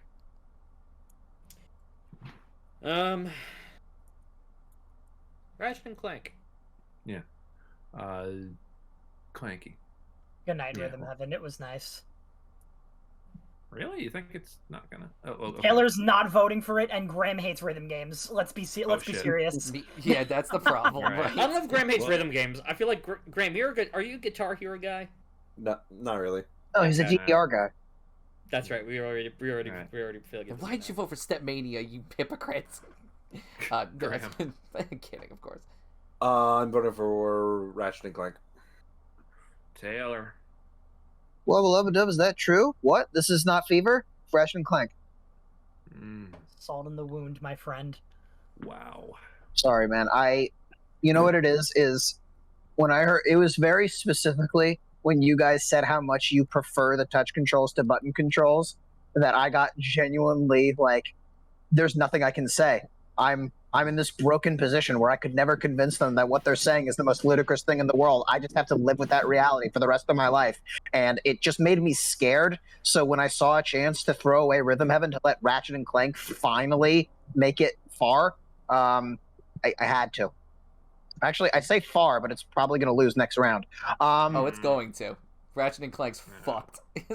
Well, before that one, we have to do Halo 3 ODST versus Brütal Legend, which is a little easier, I think. The voting order has shifted. We start now with Mick. Halo 3 ODST. Yeah. I want to be alone. I want to be alone in Mombasa. I want there to be rain and saxophone. Let me have this. But the game doesn't have any rain. People just think it has rain. That's how good the game is. Right. It makes you think it has rain. Clanky. I guess Brütal Legend. Okay. Graham. Lord, never trained to be a pilot. Please tell me what I have to do any more flying today. Let's vote for Brütal Amen. Legend now. Halo 3. Amen. Guys, I'm like 42% sure I like Brütal Legend. This is the last time he's going to be able to make that joke. Oh, okay. Yeah, if that's the case, it's probably closer to 33. And it's tied up for Christian. I'll be voting for Halo 3, Open Doors, Start the Dinosaur. Everybody wants the dinosaur. Beautiful. All right. Mick, I tell you, when I remember what this game is, I'm going to be really pissed. Ratchet and Clank Future, Crack in Time versus Mario and Luigi Bowser's Inside Story. In all earnest, you guys can pick whatever, and I won't be upset. Either way, a great game goes on. I start, right? Yeah, you do. Ratchet and Clank. Okay. So then Clanky. Mario and Luigi. Graham. Luigi. What do you have with Luigi? Luigi's better than Mario. We all know it. It keeps only picking up when I his say... mic. It's just his mic. It's just his mic. I will never have what they have. Please. Luigi. So, Taylor. Clank. Fuck Ratchet. And Christian's tied up for you. With plenty of love and respect for both games, I'm voting for Mario and Luigi, the story that happens to reside inside of Bowser. Right. Localized entirely within your bowels. Yes. Jesus Christ. Yeah. We have next Plants vs. Zombies versus Punch Out. I would say, Clanky, I would tip my hat to you on the outcome, but we both like these games at least, so. Yeah. Right. We start with Mick still. Come back to me. Okay. We go on to Clanky. Punch Out's great. Phenomenal. I'm voting for Plants vs. Zombies. Graham. Punch Out. Taylor. When I play Punch Out, we'll have a different conversation, but I think right now I have to vote for Plants vs. Zombies. Okay. Christian. Mick, in these hands you hold the fate of millions. Punch Out. Mick, it is down to you. 2-2. Punch Out. Well, Mario and Luigi, it's been nice knowing you. All right. Left 4 Dead 2 versus Batman Arkham Asylum. Starting with Mick. Come back. Clanky. I Left 4 Dead 2. Graham. Batman. Boston Mustard. Controversial 5th game in the Rocksteady franchise. Look what's waiting for you, Batman. Batman. Bruce Wayne. We're in a meeting. Oh, sorry. It took me a minute to realize that what you were doing, like, it just completely glossed over me. Oh, it's a great bit. I love that bit. Is it my vote? Yeah. Listen, I just don't like zombies. Yeah. I like Batman. Yeah. How do you feel about Batman's plants? Awesome. I'm literally wearing a Batman shirt right now, so I'm a little biased. I'm fairly neutral to plants. Oh. Yeah, it is. You know, Chris. You know, Mick. Well said. I did just vote for a zombie game now, didn't I? Yep. But I did it under protest, kind of. That's what I'm going to tell you. Here under protest is Plants versus Zombies. But I'm voting for Batman now because I love that game and it's fantastic. I love Arkham Asylum. Yeah. Christian. Oh, the audio files you find. Mwah. Yeah. Mick, in your hands you hold the fate of millions. I'm voting for Left 4 Dead 2. Well, Mick, 2-2 vote. It is down to you. Left 4 Dead 2. Fuck it. Ooh. Wow. I'm not even thinking about what I'm voting anymore. Everyone's gonna think I'm bribing Mick. Alright. Plants vs. Zombies versus Mario and Luigi, Bowser's Inside Story. The voting order has shifted. It is now Clanky's turn. Yeah. Plants vs. Zombies. Graham. For Dead 2. No. Wait, I'm sorry, See? All zombie games just blend together. Mario. Oh, now Luigi's pissed. It's Taylor. fine. Well, Taylor. The one with Mario in it. Yeah. Christian. Come back to me. Come back to you. Mick.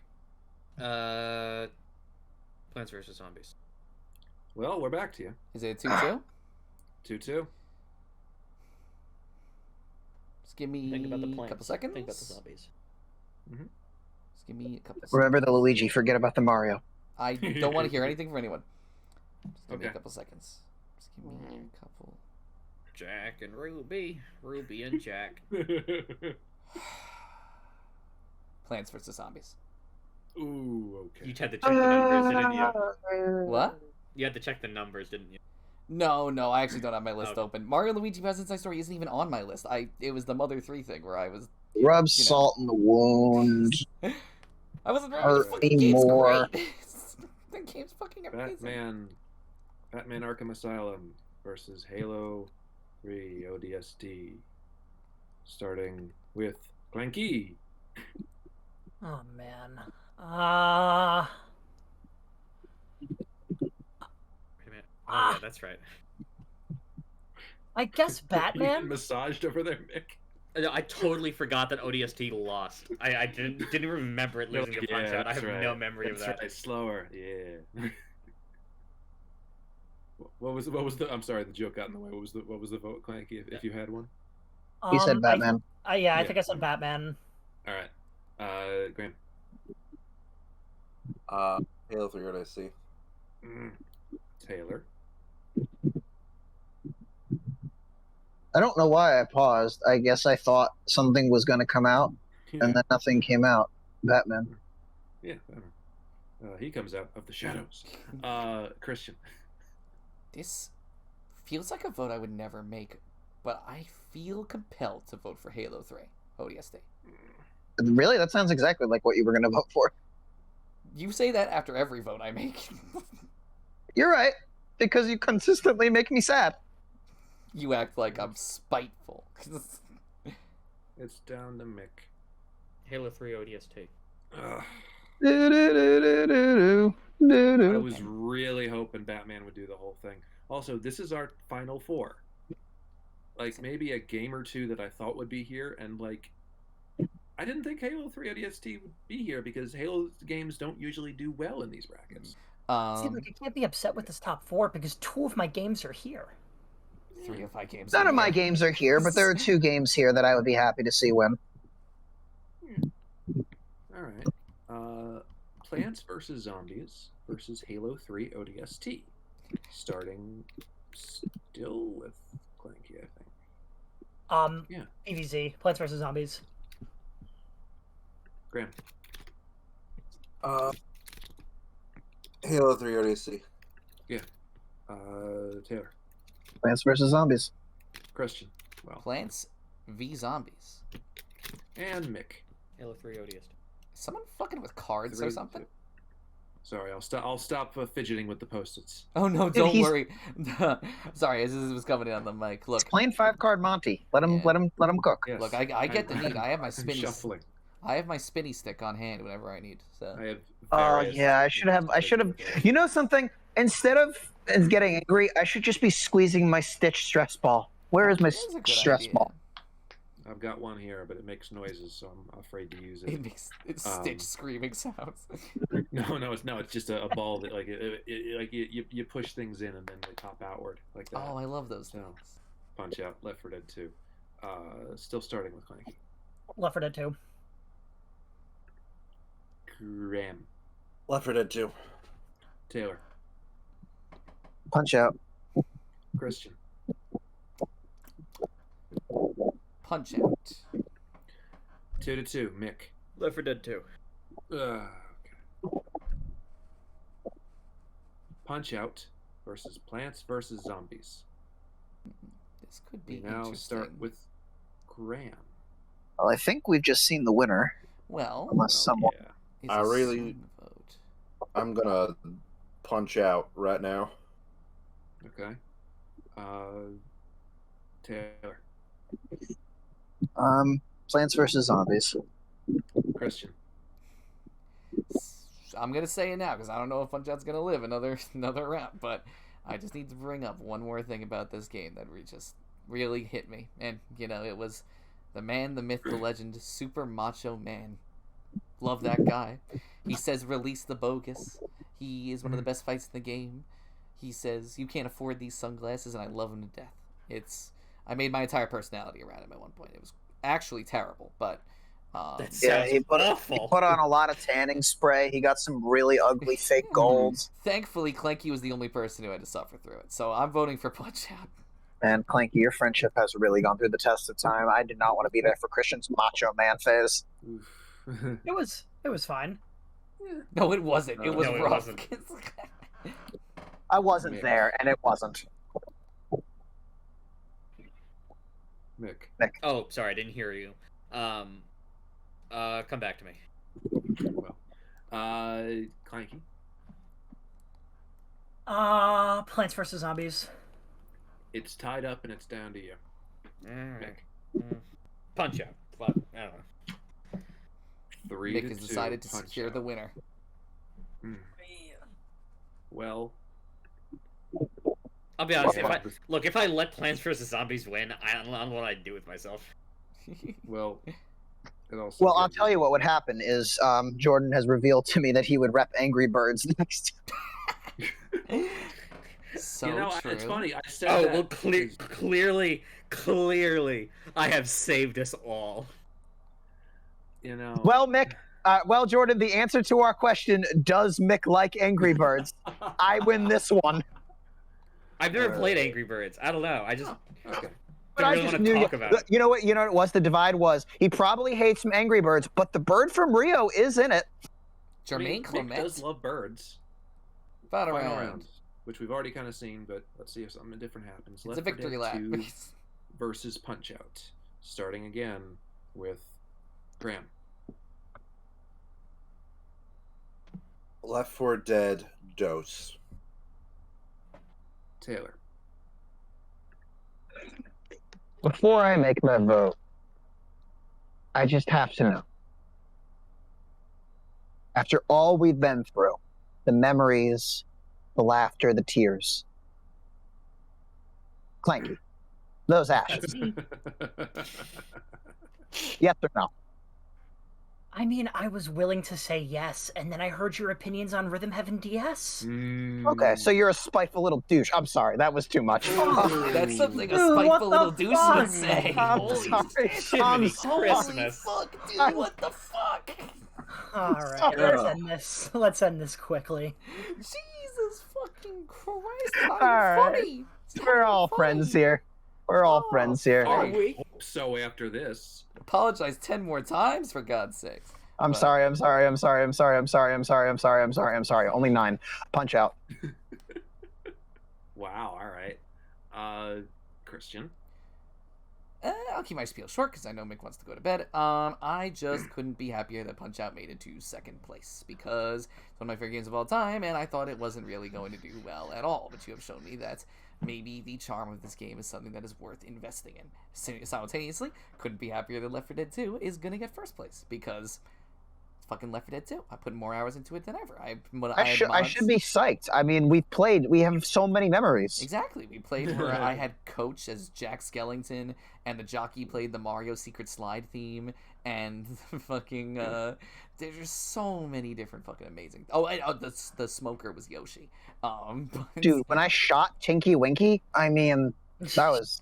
that may have been your mod. My mod for the tank was the Kool-Aid It wasn't Man. a mod. That's just a feature. I don't know about that one. Yeah, that's the thing. Like, you guys have been talking about mods the whole time. I'm into the vanilla experience. I see. I Tinky figured as Winky, such. Gypsy, Lala, and And I hope if there were no mods, you guys still would have voted for Left 4 Dead 2 just the same. Well, yeah, that's why I didn't bring up the mods until now, and I'm not even voting for Left 4 Dead 2. I'm voting for Punch Out. Yeah, I figured. Mick. Left 4 Dead 2. And Clanky with it all tied up. Left 4 Dead 2. Which means our winner by not a very small margin, but by a margin itself, Left 4 Dead 2. It's funny because like going into this, I was like, because I saw that Left 4 Dead 2 would be up against my wild card, and I said to Taylor, "Oh yeah, Left 4 Dead 2 is going to go and win the whole thing." And Taylor was like, "I wouldn't be so sure because I don't like zombies." Well, you okay. all do. Here's what it was. I thought Graham was the swing vote. Well, Graham likes. I was- Unfortunately, I never played Ultimate Alliance 2. Yeah, my logic was Graham's love for Spider-Man would be greater for his love for a co-op shooter. Right, and not quite the case, but And that's fine. yeah, It's just another thing Taylor can be wrong about. Yeah, Left 4 Dead 2, is a perfectly suitable winner for this. I mean, Oh, it's of one of the course. best games on this bracket, and it winning is a very good outcome. It's probably my love second this game. favorite. Outcome, but it's good. Can I be honest? The truth is, if you guys asked me to, I probably would play it. I would Yeah, try same. it. Would you like to play Left 4 Dead 2 at some point, Taylor? You know what? Maybe. Aw. Maybe. I would I play mean, this I've game already again. created fake memories. I might as well create a real one. Yeah, what a Of course, yeah, I wholesome mean, you don't have to ending ask that me is. Let's I'll do the outro. Actually, No. hang on. Graham, I feel like we did. Let's let Clanky do the outro. Okay. Yeah, I can whip something together real quick. Hold on, boys. Okay, yeah, they're coming in now. Hold on. This was Oh his my second God. bit. Oh I was my like, where's the fucking second God. bit? He had the second bit all along. Yeah, sorry. My Discord's being weird, so I can't put on my camera. So I'll share my screen instead. I feel like that'll be just fine. I should still be able to get it to work though. Hold on. Yeah. Okay. Thank you so much for watching the 2009 Yearlies. And without further ado, allow me to introduce Clanky and the Hawaiian shirts.